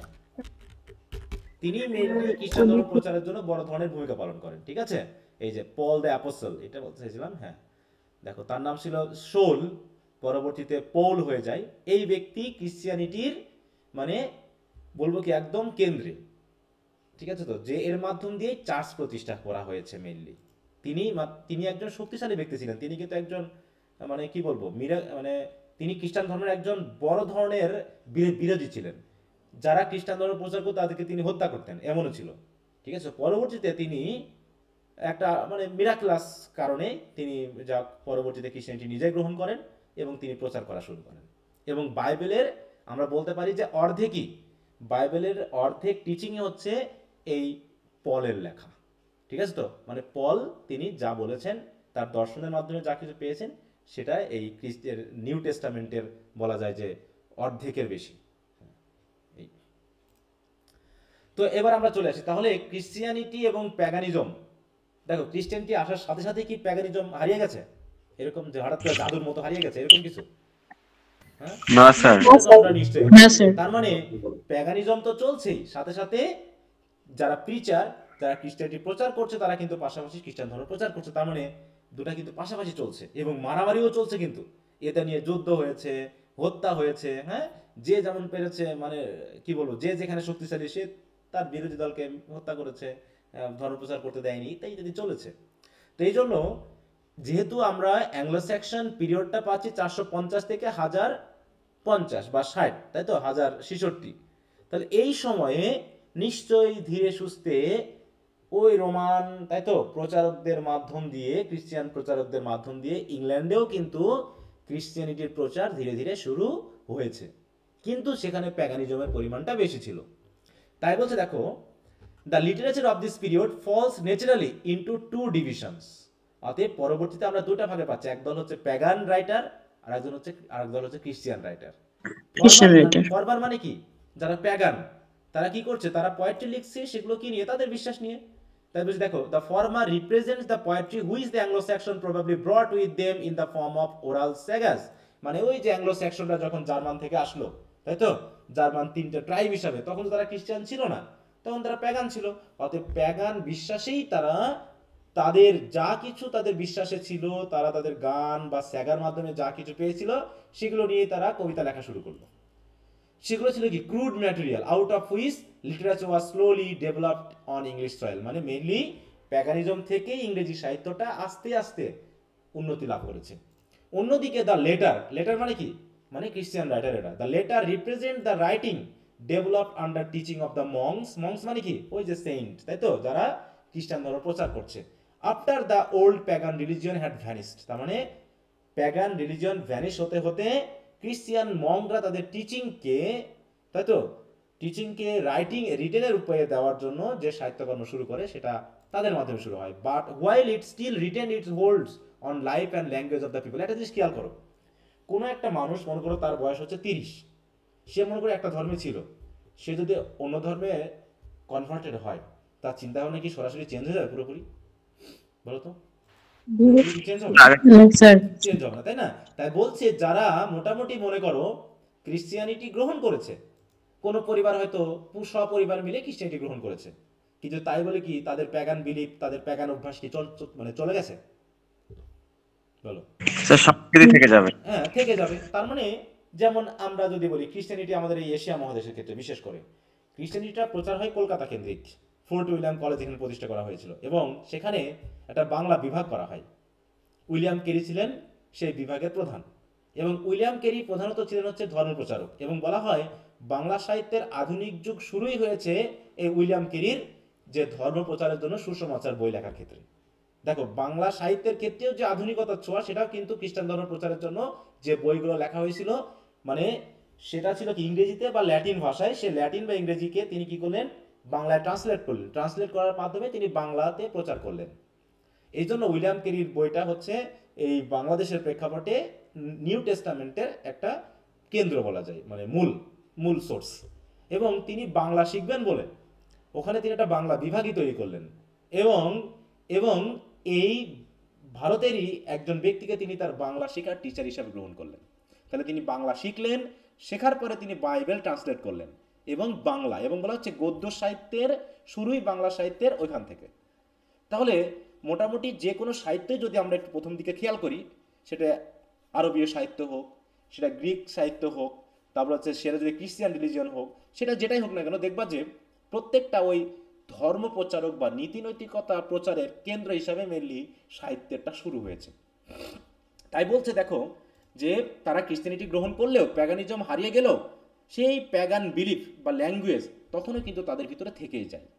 In reading our earliest poetry, এই জন্য যখন আমরা আগের যে কবিতাগুলো পড়বো, it is well to remember that all of it was copied by the monks. সেই মংকরা করেছে কি, প্যাগান ধর্মকে কি করেছে, তারা কপি করেছে, মানে প্যাগান সাহিত্যকে তারা কপি করে তারা করে গেছে কি, ওখানে কিছু নাম ধাম চেঞ্জ করে, মনে করো প্যাগান গডের নাম দিয়ে ঈশ্বরের নাম দিয়েছে, জিজাসের নাম ঢুকিয়েছে, বিভিন্ন নবীর নাম ঢুকিয়ে তারা করেছে কি, ওই জিনিসটাকেই ক্রিশ্চিয়ান একটা রূপ দেওয়ার চেষ্টা করেছে। যেমন আমি যেটা বললাম যে ভারতীয় উপমহাদেশে তোমরা যদি দেখো, বিশেষ করে যে মেহেরপুর, কুষ্টিয়া এই এলাকার যে ক্রিশ্চিয়ানরা আছে, এদের আচার আচরণ কিন্তু অনেকটাই হিন্দুইজমের মতো। কথা বুঝতে পারছো? অনেকটাই হিন্দুইজমের মতো। কেমন?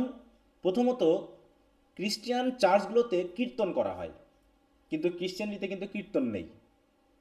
বুঝতে পারছো? কীর্তন মানে বুঝি তো, হিন্দুইজমে যে কীর্তন গানগুলো করা হয়, তাই না?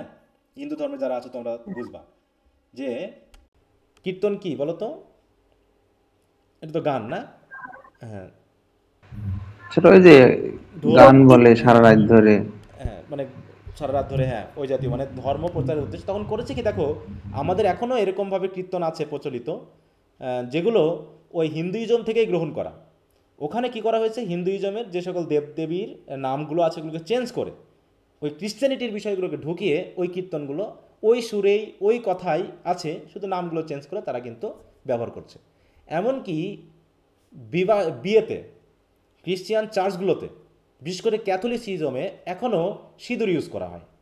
তোমরা হয়তো দেখবা যে অনেক ক্রিশ্চিয়ান আছে যারা সিঁদুর ইউজ করে, মেয়ে বিশেষ করে। দেখছো কিনা জানি না, হয়তো তোমরা যারা এই এলাকার আছো তারা দেখতে পারো। হ্যাঁ, এবং তাদের আচার আচরণ, কথাবার্তা এবং পোশাক আশাকে, বিশেষ করে মেয়েদের ক্ষেত্রে অনেকটা ওই হিন্দুইজমের একটা টান আছে। যদিও এখন আধুনিক যারা হচ্ছে আমাদের বয়সে, তাদের ভিতরে পরিবর্তন হয়েছে, কিন্তু আমাদের দাদি বা আমাদের মা বা তার আগের যারা ছিল তাদের ভিতরে কিন্তু ওই জিনিসগুলো এখনও প্রচলিত আছে। তারা এখনও সিঁদুর ইউজ করে, কিন্তু সিঁদুরটা মেনলি কোন ধর্মের?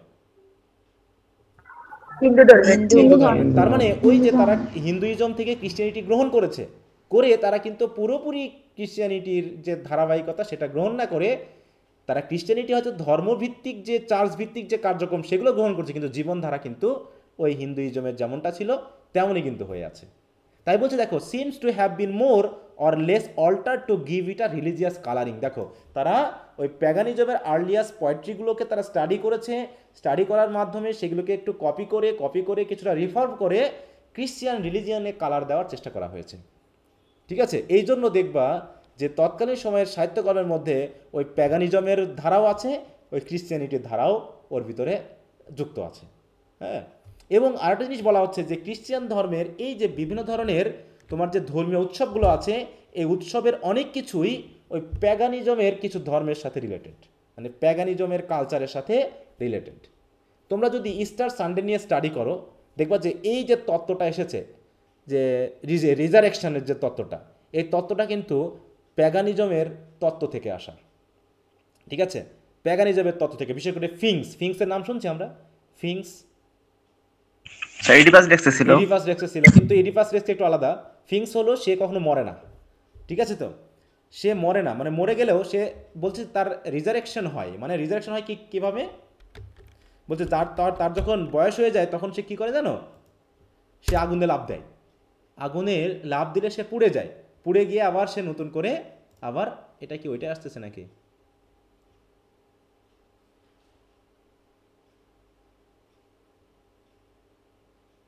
আচ্ছা এই এটা সরি আমি একটু মিস করেছি, ফিংস বলতেছি, ফনিক্স, একটার সাথে আরেকটা চলে এসেছে, ফনিক্স বার্ড। হ্যাঁ, এই যে দেখো এই বার্ডটা, হ্যাঁ, the phoenix is a legendary bird. Phoenix cycle আছে না, হ্যাঁ, বলছে phoenix is a legendary bird that is reborn from its ashes, symbolising immortality and renewal.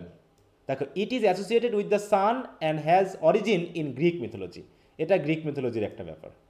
এটাতে বিশ্বাস করা হয় যে তার যখন বয়স হয়ে যায়, রিবার্থের প্রয়োজন হয়, তখন সে কী করে, আগুনে ঝাঁপ দেয়, আগুনে ঝাঁপ দিলে সে পুড়ে ছাই হয়ে যায়, ওই ছাই থেকে আবার নতুন করে সে জন্মগ্রহণ করে। তাহলে এই যে আমাদের যে ক্রিশ্চিয়ানিটির যে ইয়েটা আসলো, এটা কি এইটুকু এরকম আসলো না, জিসাস ক্রাইস্ট মারা গেল, তিনি আবার কী হলেন, সেখান থেকে রিজারেক্টেড হলেন। হ্যাঁ, এরকম একটা রূপ দেওয়া আছে। দেখো এই যে এখানে ফনিক্সের বিষয়টা বলা আছে। ওকে, পটারে ছিল, হ্যাঁ বলো। হ্যাঁ, এটা হ্যারি পটারে ছিল স্যার। ওই বার্ডটা হচ্ছে আপনার যখন মানে বয়স হয়ে যায় তখন ও নিজে থেকে ফায়ারে জাম্প করে জ্বলে পুড়ে তখন অ্যাশ থেকে আবার নতুন করে রিবার্থ হয়, অনেক স্ট্রং হয়ে যায় পূর্বের তুলনায়। তাহলে কি হচ্ছে, ওই যে হ্যারি পটারের যিনি জেকে রলিং তিনি যে লিখছেন, তাই না, উনি কি করছেন, ওই থাকেন থেকে গ্রহণ করেছে, তাই তো, প্যাগানিজমের বিশ্বাস থেকে গ্রহণ করে তিনি এই গল্পটা বানিয়েছেন। ঠিক আছে, এরকম। তাই বলছে দেখো, the coming of Christianity meant not simply a new life and leader for England. তার মানে ক্রিশ্চিয়ানিটি আসা মানে শুধু যে নতুন জীবনধারা, নতুন লিডিং, তা না, it means also the wealth of a new language. তার মানে ধর্ম কি ভাষাতেও একটা প্রভাব বিস্তার করে না, ভাষার ক্ষেত্রেও। কেমন দেখা যাচ্ছে, একই গ্রামের পাশাপাশি, মনে করো আমরা একই গ্রামের, একজন হচ্ছে খ্রিস্টান ধর্মের, একজন মুসলিম ধর্মের, একজন হিন্দু ধর্মের, তিনজনের কথাবার্তা কি এক ধরনের হবে বলো তো? একটু ডিফারেন্ট হবে, তাই না? কারণ তার কালচার, তার খাওয়া দাওয়া, তার পোশাক আশাক এবং এমনকি কথার টোনের ভিতরেও একটু হলো পার্থক্য, যেটা আমাদের এলাকাতে দেখি যে আমাদের কিন্তু হিন্দুইজম, ক্রিশ্চিয়ানিটি এবং ইসলাম প্রায় কাছাকাছি, আমরা একসাথে খেলি, একসাথে বসি সবাই, কিন্তু তার ভিতরেও কথাবার্তা কিন্তু একটা পার্থক্য আছে। যে হিন্দু ধর্মের যারা আছে তাদের কথা দিলে বোঝা যায় এটা হচ্ছে হিন্দু বা এরা হচ্ছে মুসলিম। এটা আমরা এটা বেশ ভালো করে খেয়াল করতে পারি যে আমাদের কথাবার্তা একই সাথে থাকি, একই গ্রামে পাশাপাশি থাকা, তারপরেও কথার টোনের ভিতরে কেমন একটা পার্থক্য আছে। তারপরে একটা নতুন ধর্ম মানে তার ল্যাঙ্গুয়েজটাও একটু ডিফারেন্ট হয়ে যাওয়া। দেখো, the scop is now replaced by the literary monk. তার মানে আগে যারা প্যাগানিজমের যারা সাধু ছিল তাদেরকে স্কুপ বলা হতো, আর যারা খ্রিস্টান ধর্মের হলো তাদেরকে বলা হয়ে গেলো কি, মঙ্ক। অ্যান্ড দ্যাট মঙ্ক, দো he lives among common people, speaks with the English tongue, has behind all the culture and literary resource of the Latin language. তার মানে এই যে ক্রিশ্চিয়ানিটি তো মেনলি প্রচার হয়েছে ল্যাটিন ল্যাঙ্গুয়েজে, তাই না, ল্যাটিন ভাষায়। তাহলে সে ল্যাটিন ভাষার ধর্মগুলো, ধর্মীয় কথাবার্তা যখন ইংরেজিতে আসবে তখন কি অটোমেটিক ল্যাটিন ভাষা ইংরেজির ভিতরে ঢুকে যাবে কিনা? যেমন ইসলাম ধর্মের আরবি ভাষা, ফার্সি ভাষার অনেক কিছু কি আমাদের বাংলা ভাষার ভিতরে ঢুকে গেছে না বলো? যখন হিন্দু তখন ছিল সংস্কৃত, তারপর যখন ইসলাম প্রচার করতে আসলো এখানে, সেখানে ফার্সি এবং আরবি ঢুকে গেল। তারপর যখন ক্রিশ্চিয়ানিটি আসলো সেখানে আবার পর্তুগিজ থেকে শুরু করে তোমার যারা ওই ইউরোপ কান্ট্রি যারা আসলো ওদের ভাষাও কিন্তু আমাদের বাংলা ভাষার সাথে চলে আসলো, দিয়ে বাংলা অনেকটা রিচ হয়ে গেল। তো এরকমভাবে ইংলিশ তো ছিলই কমন পিপলের ভাষা, কিন্তু যখন খ্রিস্টান ধর্ম প্রচারের উদ্দেশ্যে ওই খ্রিস্টান ধর্মের যে মানে ভাষা তত্ত্ব যেগুলো ল্যাটিন শব্দের প্রথম তৈরি করা হলো, সেগুলো কিন্তু অটোমেটিক ইংরেজির মধ্যে ঢুকে গেল, কারণ সব ওয়ার্ডের তো আর ইংরেজি করা যাচ্ছে না, সব ওয়ার্ডের তো আর বাংলা করা যায় না, তাই না? সেগুলোকে আমরা সরাসরি ওগুলোকে ধরেই নিই, ওগুলো বাংলার মতো করেই করে নিই আমরা। ঠিক ওরকমভাবে লিটারি রিসোর্স বেড়ে গেল। The effect is seen instantly in our early pros and poetry, যেগুলো আমরা আর্লি প্রোজ এবং পোয়েট্রিতে পাচ্ছি। আচ্ছা, এইগুলো যে আমি পড়াচ্ছি এগুলো খেয়াল রাখবে, কারণ ফিচার আসতে পারে শর্ট নোটে অনেক সময়, যে write down the features of Anglo Saxon poetry, তখন কিন্তু এই যে প্যাগানিজমের, ক্রিশ্চিয়ানিটির এই কথাগুলো কিন্তু আসবে। কি কথাগুলো কি বুঝতে পারছো তো? জি স্যার। হ্যাঁ, বইগুলো অল্প অল্প করে দেওয়া আছে, আমি কিন্তু একটু বেশি কথা বলতে হচ্ছে। হ্যাঁ, যে কথা অল্প এখানে বইয়ে, কিন্তু এই কথাগুলোকে বোঝানোর জন্য আমাকে আরো বাড়তি কথা নিয়ে আসতে হচ্ছে। এই জন্য কিন্তু একটু ধৈর্য হারালে হবে না। এই একটা সাবজেক্ট যেটা পড়তে গেলে একটু বিরক্ত বোধ আসবে, আমি আগে বলেছি, কিন্তু বিরক্ত হওয়া যাবে না। ক্লাসে শেষ পর্যন্ত থাকলেই আলটিমেটলি দেখবো যে তোমার ভিতরে একটা বোধ তৈরি হয়ে গেছে, যেটা তোমাকে একটা কমপ্লিট ধারণা দিবে। যদিও কমপ্লিট ধারণা ইংরেজি সাহিত্যে বা কোনো মানে ইয়াতে ইতিহাসে পাওয়া সম্ভব না, তাই তো? তাহলে এটা গেল। এবার হচ্ছে নর্দাম্বিয়ান লিটারেচার। নর্দাম্বিয়া কেন বলছে? কারণ এইখানেই মেনলি ক্রিশ্চিয়ানিটির কেন্দ্রটা প্রতিষ্ঠিত হয় ইংল্যান্ডে। তারপরে দেখো, in general 2 great schools of Christian influence came into England. তাহলে ইংল্যান্ডে 2 ধরনের ক্রিশ্চিয়ান প্রচারক আসলো, দল আসলো। স্কুল মানে কিন্তু দল। কিভাবে? And speedily put an end to the frightful wars that had waged continually among the various petty kingdoms of the Anglo Saxon. তাহলে অ্যাংলো স্যাক্সনদের মধ্যে যে যুদ্ধ হচ্ছিল, তাই তো? ক্রিশ্চিয়ান প্যাগানিজমের মধ্যে যুদ্ধ, প্যাগানিজমের মধ্যে যে যুদ্ধ হচ্ছিল, সেই যুদ্ধগুলো আস্তে আস্তে বন্ধ হয়ে গেল। কারণ কি? ক্রিশ্চিয়ান ধর্ম প্রচারের কারণে মোটামুটি অন্তদ্বন্দ্বগুলো শেষ হয়ে যায় এবং সবাই একটা নির্দিষ্ট ধর্মের অধীনে চলে আসে। একটা নির্দিষ্ট ধর্মের অধীনে আসার কারণেই, তাই তো, তাদের ভিতরে যে পার্থক্যগুলো ছিল সেই পার্থক্যগুলো কিন্তু শেষ হয়ে গেল। যেমন বিশেষ করে আমরা জানি হিন্দুইজমের মধ্যে কয়েকটা সেক্ট আছে না, আছে না, ভাগ আছে না, ব্রাহ্মণ, বৈশ্য, তাই এরকম ভাগ আছে। সবচেয়ে লো লেভেলের কারা বলো তো? লো লেভেলের সবচেয়ে লো কারা? লো কাস্টের কারা? মুচিরা। হ্যাঁ, ওদেরকে কি বলা হয়? আমি ঠিক এই বিষয়টা মুচি মানে কি জানি। আচ্ছা, যাও। ব্রাহ্মণ, ক্ষত্রিয়, বৈশ্য। আচ্ছা, হিন্দু ধর্মের কেউ যদি না ব্রাহ্মণ তো ওদের আচ্ছা, আমি একটু দেখি। হ্যাঁ, আমরা এগুলো আবার সঠিক না কি জানো, আমি আবার ধর্ম নিয়ে কথা বলতে ভয় পাই তো, কারণ সঠিকভাবে না বলতে হলে অনেকে হিন্দু ধর্মের মুচি বলে জাত, তাই তো? না, মুচি তো একটা ইয়ার, একটা গোষ্ঠী যারা একটা কাজ করে, তাই না? শূদ্র মনে হয়। এই যে বৈশ্য শূদ্র, হ্যাঁ, আমি এটা ভুলে যাই বারবার। এই যেখানে দেওয়া আছে, হ্যাঁ, প্রথমে হচ্ছে ব্রাহ্মণ, তারপর হচ্ছে ক্ষত্রিয়, তারপর হচ্ছে বৈশ্য এবং শূদ্র, নাকি? শেষে এই যে শূদ্র। এদিকে দেখানো হচ্ছে, দেখো যে ব্রাহ্মণের ইয়া দিয়ে কিভাবে দিয়ে দেখাচ্ছে, দেখো এই যে ব্রাহ্মণ, ক্ষত্রিয়, বৈশ্য এবং শূদ্র, এই হচ্ছে 4টা ভাগ। এর ভিতরে সবচেয়ে লো কাস্টের হচ্ছে এই যে শূদ্ররা। বলছে শূদ্র যেহেতু ঈশ্বরের ব্রহ্মার পা থেকে সৃষ্টি হয়েছে, তাই এ বর্ণের লোকদের একমাত্র কাজ হলো ব্রাহ্মণ, ক্ষত্রিয় এবং বৈশ্যের সেবা করা। যেমন এখানে আরও বিভিন্ন ময়মনসিংহ গীতিকা বা অন্যান্য ইয়াতে আছে, এদেরকে ধরা হয়। এখন এখানে একটা মানে ইসলাম এবং খ্রিস্টান ধর্মের একটা বড় ব্যাপার ছিল এখানে, যে সহজেই এই দুটা ধর্মের ভিতরে কোনো জাত নাই। তাহলে এই খ্রিস্টান এবং ইসলাম ধর্মের মধ্যে কিন্তু কোনো জাত নাই। জাত বিভেদ আছে, এমনি ভাগ আছে, ধর্মীয় বিশ্বাসের ভাগ আছে, কিন্তু জাত ভাগ যেটা, সেটা কি আছে ইসলাম ধর্মে? আমার হয়তো না জানা থাকতে পারে। হ্যাঁ, তার মানে একই মসজিদে সবাই কিন্তু কি নামাজ পড়তো একসাথে বসে, নাকি? এখানে ধনী বা গরিবের কোনো পার্থক্য নাই, আছে কিনা? এক কাতারে এক লাইনে, তাই না? ক্রিশ্চিয়ানিটি তো একই অবস্থা। তাহলে এইখানে বিশেষ করে যখন ইসলাম এবং খ্রিস্টান ধর্মটা এখানে আসলো, সবচেয়ে সহজেই, বিশেষ করে খ্রিস্টান ধর্মের ক্ষেত্রে আমি বলতে পারবো, ইসলাম ধর্মের ক্ষেত্রে বলতে পারবো না, সহজে গ্রহণ করেছে হচ্ছে এই যে লো কাস্টের মানুষগুলো। কারণ তারা হয়তো লো থেকে একটু মানে সমানে আসতে পেরেছে, জাত বিভেদটা তারা হয়তো ভাঙতে পেরেছে। যদি এটা না আসতো, তারা জাত বিভেদটা কখনোই শেষ হতো না, ঠিক আছে? অতএব ওই দেখা যায় যে অধিকাংশ, যদি আমরা একটু ক্রিশ্চিয়ান, বিশেষ করে আমার যেহেতু ক্রিশ্চিয়ান ধারণায় আছে, তো ওদিক থেকে যদি আমি ভাবি, তাহলে আমাদের যে সকল ক্রিশ্চিয়ান মানুষগুলো এদিকে আছে, অধিকাংশই কিন্তু এই লেভেল থেকে আসা। এটা আমাকে স্বীকার করতে হয় বা বলতেই হয়, ঠিক আছে?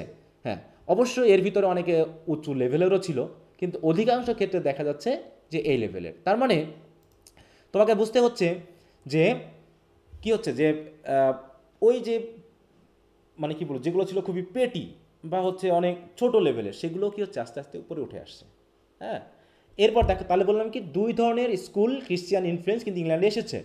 The first of this under the leadership of Augustine, এই অগাস্টিনের নামটা একটু খেয়াল করবা, কারণ দ্য এজ অফ অগাস্টাস বা এরকম কিছু কথা আসবে কিন্তু আমাদের, পেয়েছিলাম না হিস্ট্রিতে। হ্যাঁ দেখো কেম ফ্রম রোমান, দেখো রোম, তাহলে রোম থেকে অগাস্টাইনের লিডারশিপে, তিনি একজন সেন্ট ছিলেন, তিনি এসেছিলেন ইংল্যান্ডে। It spread in the south and centre of England, যেমন ইসলাম ধর্ম প্রচারের ক্ষেত্রে বাংলাদেশে কি একজন সাধু শুধু আসছে নাকি বিভিন্ন জায়গায় বিভিন্ন সাধুরা এসে ইসলাম ধর্ম প্রচার করেছে বলো? বিভিন্ন দেশ থেকে বিভিন্ন, হ্যাঁ সিলেটে একজন, তারপর হচ্ছে কক্সবাজারে তোমার হচ্ছে চট্টগ্রামে একজন আছে, বগুড়াতে আছে, মহস্তানগড়ে আছে, তাই না? তারপর হচ্ছে এদিকে তোমার খুলনার হচ্ছে যে বাগেরহাটে আছে বিভিন্ন সাধু বা সেন্ট, তাই তো পীর, তারা বিভিন্ন সময় এসে তারা কি হচ্ছে বাংলাদেশের বিভিন্ন প্রান্তে ইসলাম ধর্ম প্রচার করেছে। ঠিক ওইরকমভাবেও ইংল্যান্ডে দুটা দল এসেছিল। ফার্স্ট দলটা হচ্ছে কি অগাস্টিনের নেতৃত্বে এসেছিল, তারা কোথায় প্রচার করলো? ইংল্যান্ডের সাউথ এবং সেন্টারে তারা খ্রিস্টান ধর্ম প্রচার করলো, specially in the kingdom of Essex, এই নামটা একটু খেয়াল করবা। It founded schools and partially educated the rough people, ওই যে তারা স্কুল প্রতিষ্ঠা করলো। খ্রিস্টান ধর্মের তিনটা, যেখানেই যায় তারা তিনটা কাজ বিশেষ করে করে।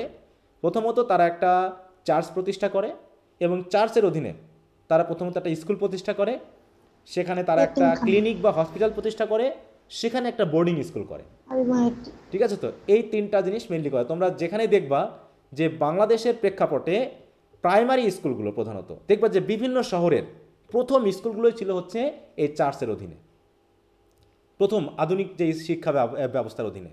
প্রত্যেকটা জেলাতে তারা যেখানে খ্রিস্টান ধর্ম প্রচার করেছে দেখবা যে প্রথম স্কুলগুলো মেনলি এই চার্চের অধীনে প্রতিষ্ঠিত হওয়া।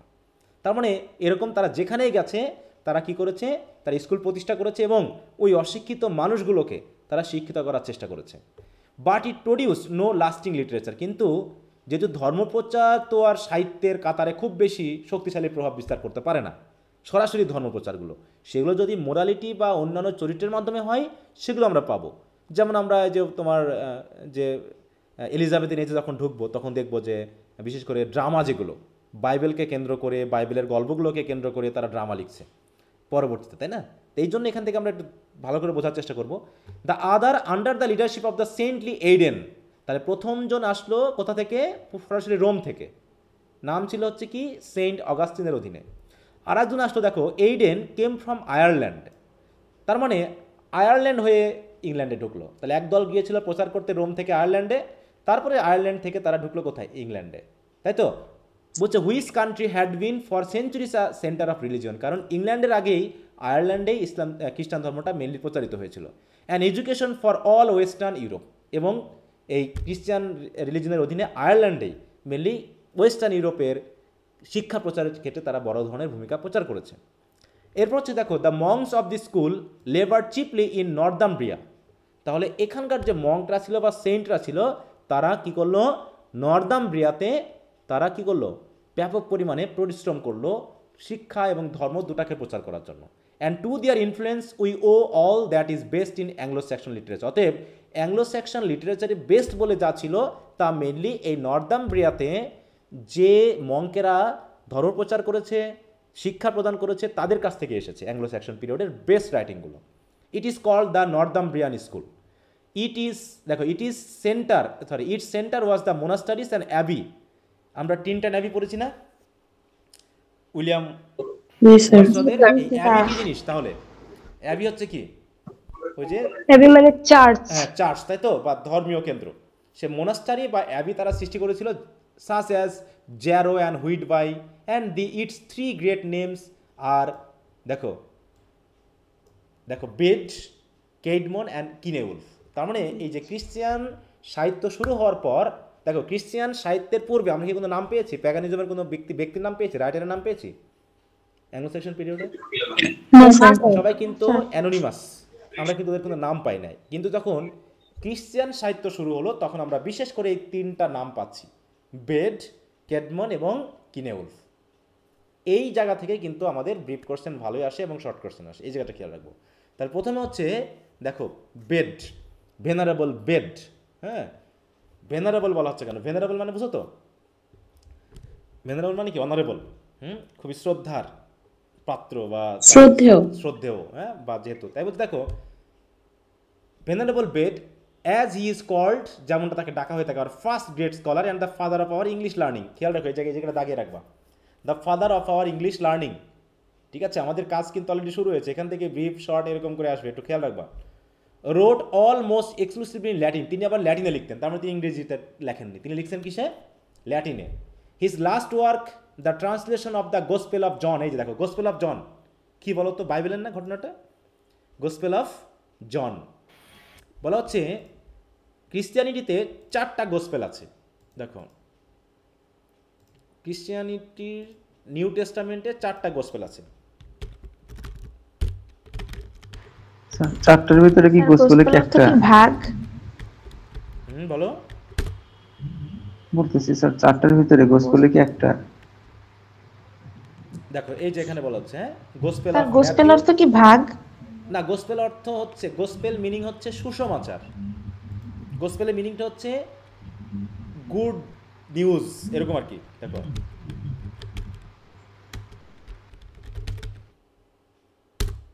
বা টিচিং অফ জিজাস ক্রাইস্ট, এরকমটা বলতে good news. Yes, the word gospel come from the old English. দেখো দেখো ইংলিশ গড মিনিং গুড, দেখো গো, গো থেকে, তাই তো। স্পেল মানে কি? স্পেল মানে নিউজ।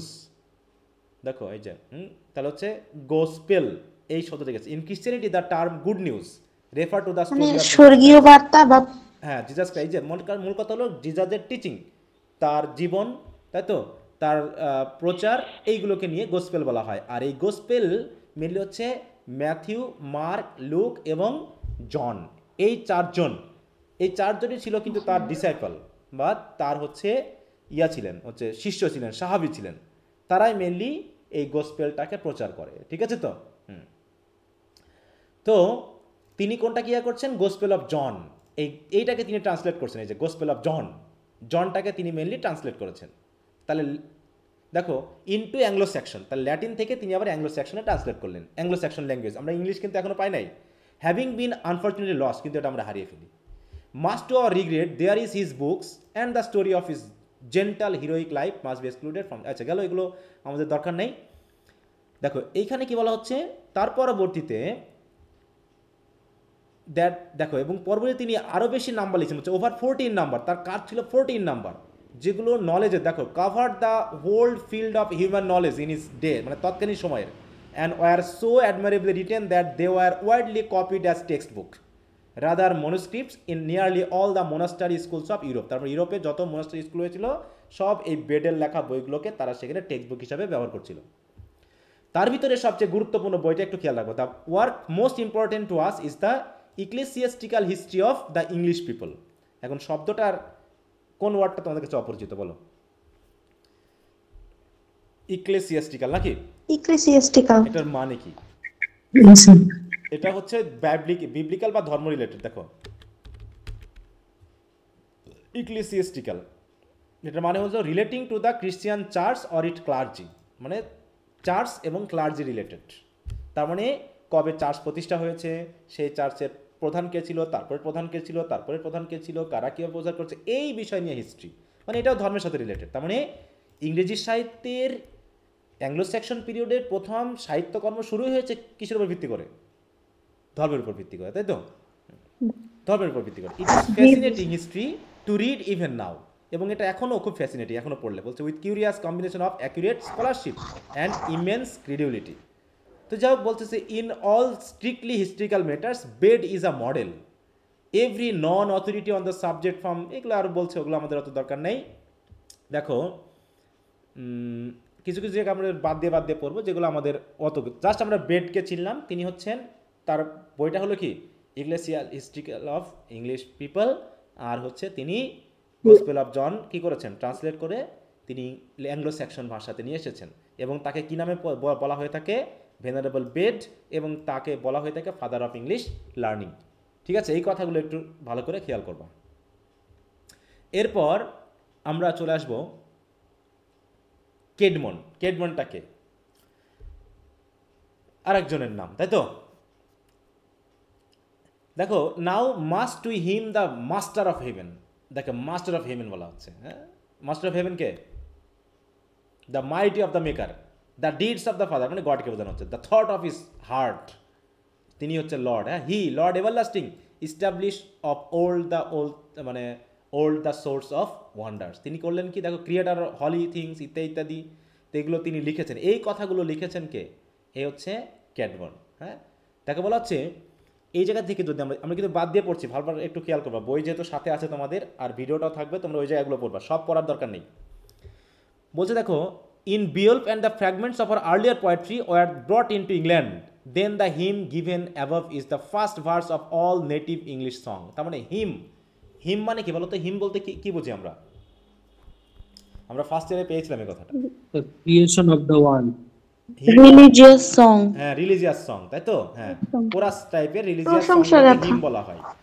তাহলে এই হিম তিনি লিখছেন আর কি, হ্যাঁ। দেখো, Caedmon is the first poet to whom we can give a definite name and date, তার মানে তার সম্পর্কে আমরা ডেফিনিট নাম এবং তার নাম আমরা ডেটটা পাচ্ছি, এর আগেরগুলো পাই না। The words were written about 665 AD, তার মানে 665 খ্রিস্টাব্দে, and are found copied at the end of a manuscript of beds ecclesiastical history, মানে অধিকাংশ অ্যাংলো স্যাকশন পিরিয়ডের অধিকাংশ রাইটিংই আমরা কিন্তু এই বেডসের ওই ম্যানুস্ক্রিপ্টে পাবো, এক্লেসিয়াস্টিক্যাল হিস্ট্রি অফ ইংলিশ, হ্যাঁ, কি ইংলিশ লিটারেচার নাকি ইংলিশ পিপল, এই জায়গাতেই অধিকাংশ রাইটিংগুলো আমরা পাবো, হ্যাঁ, এখানে আমরা পাচ্ছি। তো লাইফ অফ ক্যাডমন, এই যে বলছে প্রথম ব্যক্তির যার লাইফ সম্পর্কে আমরা জানতে পেরেছিলাম, এইখানে আমরা একটু খেয়াল করব, what little we know of Caedmon, বলছে ক্যাডমন সম্পর্কে আমরা যা জানি তা হলো, তাকে কি বলা হয় দেখো, দ্য অ্যাংলো স্যাকশন মিল্টন, এই কথাটা একটু দাগিয়ে রাখবা ব্রিফ কোশ্চেনের জন্য। তাহলে অ্যাংলো স্যাকশন মিল্টন কাকে বলা হয়, and he is properly called, জন মিল্টনের নাম অনুসারে বলা হচ্ছে, is taken from Bates account, তাহলে ওই যে বেটসের অ্যাকাউন্ট থেকে, মানে ভেনারেবল বেট যা লিখেছেন সেখান থেকেই আমরা পাচ্ছি যে তাকে কি বলা হচ্ছে, দ্য অ্যাংলো স্যাকশন মিল্টন বলা হচ্ছে, তার উপর ভিত্তি করে। He is a free and condense translation of Bede's story, এখানে স্টোরিটা বলা হয়েছে, এত আমাদের দরকার নেই, এই গল্প আমরা পড়বও না, মানে এর উপর ভিত্তি করে ক্যাডমন সম্পর্কে আমরা জেনেছি। এখন ক্যাডমন কি লিখেছেন সেই সম্পর্কে আমরা একটু দেখব। The greatest work attributed to Caedmon is the so called paraphrase, তাহলে প্যারাফ্রেজ নামে তিনি একটা গল্প লিখেছিলেন। It is the story of Genesis, Exodus and a part of Daniel. দেখো এটাও কিন্তু বিবলিক্যাল, বাইবেলের আমরা ওল্ড টেস্টামেন্টে পড়ছিলাম না, ওই যে তোমার যখন উইলিয়াম ব্লেকের পড়াইছিলাম names of books of the Old Testament, দেখো ওল্ড টেস্টামেন্টের যে বইগুলো আছে তার ভিতরে যদি লিস্ট করা হয় তাহলে দেখো তো নামগুলো আমরা পাচ্ছি কি, প্রথম নামটা কি, জেনেসিস, তারপর নামটা কি, এক্সোডাস, হ্যাঁ, তারপরে আরো আছে ভিতরে, যার ভিতর থেকে আরেকটা নাম নেওয়া হয়েছে, যার এখানে টোটাল আমাদের অনেকগুলো বই আছে, দেখো এখানে টোটাল এখানে 66, হ্যাঁ এরকম আর কি দেখানো হয়েছে, দেখো এখানে সব দেখা হচ্ছে।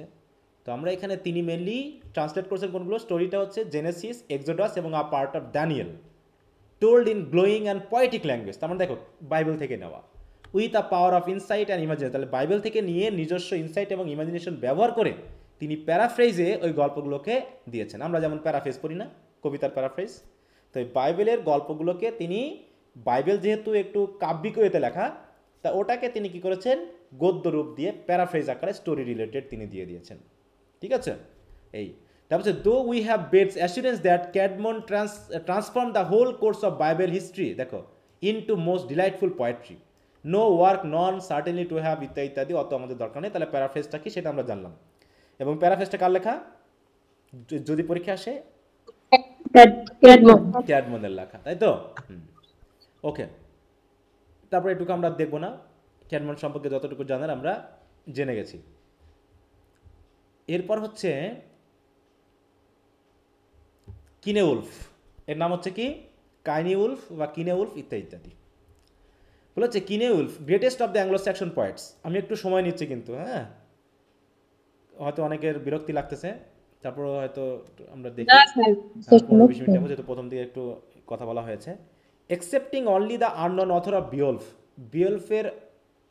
বিওলফ হচ্ছে কি, সবচেয়ে গ্রেট, তাই না? কিন্তু অ্যানোনিমাস রাইটিং, এখানে কোনো নাম ছিল না নাকি? তার পরবর্তী নাম সহ গ্রেস যেটা পয়েট, তিনি হচ্ছেন কিনেউলফ। উই নো ভেরি লিটিল, তার সম্পর্কে আমরা কম জানি বিশেষ করে। তো ইনি কী করলেন দেখো, ওয়ার্কস অফ কিনেউলফ, আমরা সরাসরি চলে যাব। The only signed poems of Cynewulf are the Christ, দেখো Juliana, fates of the apostle. Apostle কারা? অ্যাপোসল হচ্ছে কি, ওই যে তার জিজাস ক্রাইস্টের ধর্ম প্রচারকদের অ্যাপোসল বলা হয়। হ্যাঁ, দেখো অটোমেটিক রিলিজন চলে আসতেছে। অ্যাপোসলস meaning,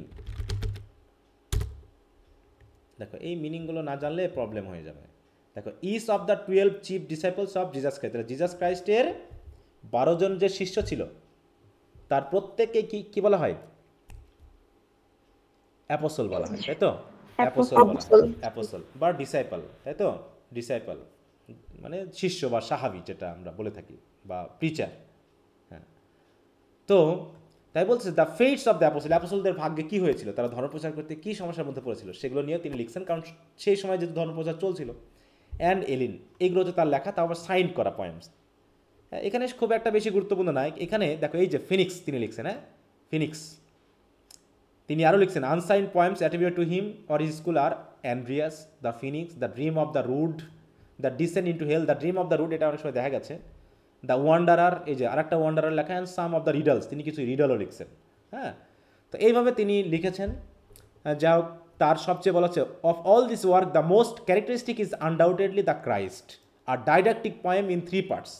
the first celebrated the nativity, nativity মানে কি জন্ম, যে জিজাস ক্রাইস্টের জন্ম। The second is the ascension, ascension মানে কি তার যে মৃত্যু পরবর্তী যে তিনি স্বর্গে চলে গেলেন, সে অ্যাক্সেশন। অ্যান্ড দ্য থার্ড হচ্ছে ডুমসডে মানে কিয়ামতের দিন। এই 3টা ভাগে তিনি কবিতাটা লিখছেন যে কেমন হবে। তো যাই হোক, এখানে তিনি যা লিখছেন ভালো কথা আমরা দেখলাম। তাহলে এই হচ্ছে আমাদের কিনেউলফের লেখা যে বইগুলো খেয়াল রাখবো, বইয়ের ভিতরে কী কী আছে আমাদের অত দেখার দরকার নেই। তাহলে নর্দাম্ব্রিয়ান লিটারেচারের আমরা 3 জন রাইটারের নাম পেলাম, তাই তো? নর্দাম্ব্রিয়ান লিটারেচার, তারপরে নর্দাম্ব্রিয়ান লিটারেচারটা কী হলো, ডিক্লাইন করা শুরু করলো। এরপর থেকে মেনলি কেন ডিক্লাইন হলো, পরবর্তী যে আমাদের অ্যাংলো নরমান পিরিয়ড সেটা আসবে। কি বোঝা গেল? তাহলে নর্দাম্ব্রিয়ান লিটারেচার বা নর্দাম্ব্রিয়া বলতে কোন দেশের কোন শহরকে বোঝানো হচ্ছে, এবং সেখানে কীভাবে প্রতিষ্ঠা করা হলো, এবং কিভাবে আমরা 3 জন নাম পেলাম, এই সম্পর্কে কি একটা ধারণা এসেছে? জি স্যার। হ্যাঁ, এইভাবে মনে রাখবা, দেখবা যে তোমাদের এমনিতে ব্রিফ যেগুলো মেজর ফোকাস পয়েন্টে তুমি বুঝতে পারবা, যেগুলোই মেনলি ইম্পর্টেন্ট কোশ্চেন। ওকে, এবার হচ্ছে দ্য ডেক্লাইন অফ নর্দাম্ব্রিয়ান লিটারেচার, এবং যেগুলো আমি পড়াচ্ছি তোমরা একটু রিভিশন দিবা। হ্যাঁ, রিভিশন দিবা। আর আমি তো শর্ট নোট আকারে এমনি শর্ট একটা শিট দিব, সেখানেও এই মেন কথাগুলো থাকবে। তাহলে নর্দাম্ব্রিয়ান লিটারেচারে কী ঘটনা ঘটলো দেখো, এতদিন ধরে হ্যাঁ অনেক স্কুল প্রতিষ্ঠা করা হয়েছে, মোনাস্টারি প্রতিষ্ঠা করা হয়েছে, কিন্তু ঘটনাটা কী ঘটলো দেখো, the same northern energy which had build up learning and literature so rapidly in Northumbria was instrumental in pulling it down again. Pulling it down মানে কি, আবার ধ্বংস হয়ে গেল ওই নর্দার্ন এনার্জি। তাহলে কি, যে নর্দার্ন এনার্জিটাকে তৈরি করেছিল সে নর্থ থেকে আবার মানুষের সেটাকে ধ্বংস করে ফেললো। নর্থ মানে কি, ওই যে তোমার জার্মানিক যে ট্রাইবগুলো, ওরা কোন দিকের বলো তো, পৃথিবীর কোন দিকে বলো তো, জার্মান বা নরওয়ে এদিকের মানুষগুলো কোন দিকের, ম্যাপের কোন দিকে জানো তো? হ্যাঁ, উত্তরে, তাই না? ম্যাপ কই, আচ্ছা ম্যাপ। তাহলে ওরাই এসে ইংল্যান্ডকে প্রতিষ্ঠা করলো, অ্যাংলো স্যাক্সন পিরিয়ড। এরাই এসে আবার করবে কি দেখো, আমরা এখন প্লেন উঠে পড়লাম, প্লেনে উঠে আমরা বাংলাদেশের উপর দিয়ে ছাপিয়ে ইন্ডিয়া পাকিস্তান এগুলো করে জার্মানিতে চলে আসলাম। এই যে জার্মানি, ঠিক আছে তো? এই যে দেখো, এই যে নরওয়ে, তাই তো, আইসল্যান্ড, এই যে মানুষগুলো এরা কোত্থেকে আসছে, এই যে এরা এখানে এসে গেছে। হ্যাঁ দেখো, এই যে আয়ারল্যান্ডে, তাই না, 2টা দল এসেছিল ইংল্যান্ডে। একটা হচ্ছে সরাসরি তারা কি, এই যে দেখো ইটালি থেকে ফ্রান্সের মাধ্যমে তার ইংল্যান্ডে ঢুকছে, আরেক দল আয়ারল্যান্ডে ঢুকছে, সেই আয়ারল্যান্ডের মানুষ আবার ইংল্যান্ডে ঢুকছে ধর্মপ্রচারের জন্য, এবং 2 দল মিলে একটা তারা কেন্দ্র তৈরি করেছিল নর্দাম্ব্রিয়াতে। কিন্তু আবার এখানকার কিছু মানুষ গিয়ে ডেনিশ, নরওয়ে, এইখানকার যে হিংস্র মানুষগুলো তারা ঢুকে সেখানে করলো কি দেখো, towards the end of the century in which Cynewulf lived the Danes swept down on the English coast. Danes কারা, ওই যে ডেনের নাম আমরা ইয়াতে পেয়েছিলাম না, তোমার বিকল্পে পাইছিলাম না, ডেন। জি স্যার। হ্যাঁ, তো সেই ডেন মানুষরা দেখো, who are the Danes in English literature. English literature Danes কারা, কোথা থেকে এসেছে তারা, এরা কারা, কোথা থেকে এলো? না, কে বলছিল এই কথাটা? এরা কারা, কোথা থেকে এলো? হ্যাঁ, এই যে দেখো, ডেন্স ইংলিশ লিটারেচার ইনক্লুড, এখানে নামগুলো দিয়েছে শুধু। হ্যাঁ, আচ্ছা, ইন ইংলিশ হিস্ট্রি দিই, লিটারেচার দিলে শুধু ওখানকার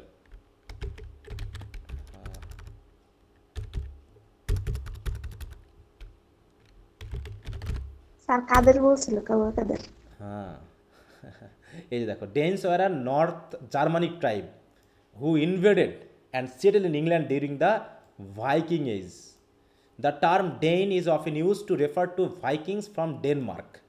হ্যাঁ, এই যে ডেনমার্ক, এই যে ডেনমার্ক থেকে আসা। হ্যাঁ, এই যে দেখো পাশাপাশি না, এই জন্য ডেন বলা হয়, এই দিক থেকে এসে তারা এসে তাকে ধ্বংস করে, তাহলে ডেনমার্ক। এবং আর কি বলা হচ্ছে, এবং but during the middle ages in England it could refer to any Scandinavian. Scandinavian country বুঝছো কোনগুলো? উত্তরের এইখানে যে দেশগুলো আছে সেগুলো স্ক্যান্ডিনেভিয়ান কান্ট্রি বলা হয়। এই যে Iceland, Finland, Sweden, Norway, Denmark, ঠিক আছে তো, তারপরে ফিনল্যান্ড, এই দেশগুলোকে বলা হয়, বিশেষ করে বলা হয় 5টা দেশ আছে স্ক্যান্ডিনেভিয়ান দেশ বলা হয়। দেখো, তোমরা একটু ম্যাপ দেখবা। হ্যাঁ, হিস্ট্রি পড়তে হলে ম্যাপ সম্পর্কে একটু ধারণা রাখতে হবে, বিশেষ করে হিস্ট্রি। দেখো এই যে, হ্যাঁ, এছাড়াও রয়েছে আরও কয়েকটা দেশের নাম রয়েছে। এই দেখো, ডেনমার্ক, নরওয়ে, সুইডেন, ফিনল্যান্ড। হ্যাঁ, এই জায়গার এই অংশের যে দেশ কয়টা, এইগুলোকে বলা হয় স্ক্যান্ডিনেভিয়ান কান্ট্রি। তার মানে স্ক্যান্ডিনেভিয়ান যে মানুষগুলোকেই তৎকালীন ডেন বলা হতো, উত্তর থেকে আসা। অ্যান্ড ওভারওয়েলমড নর্দাম্ব্রিয়া, এবং নর্দাম্ব্রিয়াকে পুরো তারা ধ্বংস করে ফেললো। Monasteries and school were destroyed, monastery স্কুলকে ডিস্ট্রয় করা হলো। Scholars and teachers alike were put to the sword, sword মানে কি হত্যা করা না, টিচার এবং স্কলার যারা ছিল সকলকে হত্যা করা হলো। And libraries that had been gathered leaf by leaf with the soil of centuries, মানে কি সেঞ্চুরির পর সেঞ্চুরি টয়েল, মানে পরিশ্রমের মাধ্যমে 1 পাতা 2 পাতা করে যেটা লাইব্রেরি গঠন করা হয়েছিল, সেগুলো কী করা হলো, আর scattered to the four winds. Four wind মানে কি চারদিকে ছড়িয়ে দেওয়া হলো, মানে ধ্বংস করে ফেলা হলো। So all true Northumbrian literature perished with the exception of a few fragments, and that which now possess is a largely translation in the dialect of West Saxons. তাহলে ওয়েস্ট সেকশনটা পরবর্তী ট্রান্সলেট করেছে। তারপর নর্দাম্ব্রিয়া ধ্বংসর কারণে আমরা তৎকালীন সময়ে প্রতিষ্ঠিত যে সাহিত্যিক বিষয়গুলো সেগুলো সব ধ্বংস হয়ে যায়। কিন্তু পরবর্তীতে এই যে ডেনদের মাঝখানে একজন রাজা ছিলেন, দেখো, the translation was made by Alfred, King Alfred the scholar. হ্যাঁ, after he had driven back the Danes, তিনি আবার এসে কী করলেন, এই ডেনদেরকে দেশ থেকে তাড়িয়ে বার করলেন। In an effort to preserve the ideals and civilisation that had been so hardly won. With the conquest of Northumbria ends the poetic period of Anglo Saxon literature. Anglo Saxon কিন্তু শেষ। With Alfred the Great of Wessex our prose literature makes a beginning. তার মানে এখন থেকে আমাদের pros writer শুরু হবে। তাহলে অ্যাংলো স্যাকশন একটা দেখলাম কি, প্যাগানিজমের ভাগ অ্যাংলো স্যাকশন, আর একটা দেখলাম কি নর্দাম্ব্রিয়ার ভাগ, যেটা হচ্ছে খ্রিস্টিয়ান কালচারে। তারপরে দেখব হচ্ছে কিং আলফ্রেডের পরবর্তীতে প্রোজ রাইটিংয়ের কাজ। তো আজকে এ পর্যন্ত রাখলাম, যে কিং আলফ্রেড থেকে আগামী দিন আমরা শুরু করব। ঠিক আছে, নর্দাম্ব্রিয়ার লিটারেচার আমরা শেষ করে ফেললাম।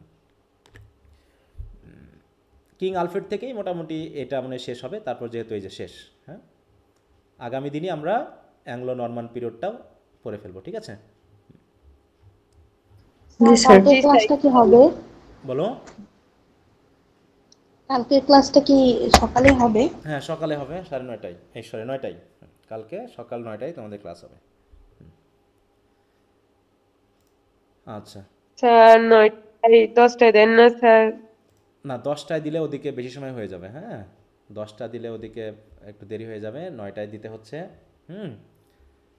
9টা স্যার ঘুমাইতে 7টা বাজেছে, এজন্য। হ্যাঁ, 7টার সময় আমি ক্লাস নিই জানো, 7:30টায় ফার্স্ট ইয়ারের। আর তুমি 9টার সময় ক্লাস নিচ্ছ, তাই তুমি ইয়া বোধ করছো, তাহলে হবে? তার আগে একটা ব্যাচ আছে স্যার, আমরাও তো গত বছর 7টায় ক্লাস করছিলাম। জি স্যার। অতএব মনে করলে কিছু, না মনে করলে কিছু না। হ্যাঁ, তুমি তারপরে ঘুম দিবা। যারা রেকর্ড ক্লাস করো নাই তারা আজকে রাতে ঘুমায় লাভ নাই। আচ্ছা, তো ঠিক আছে, তো তাহলে আজকে এ পর্যন্তই।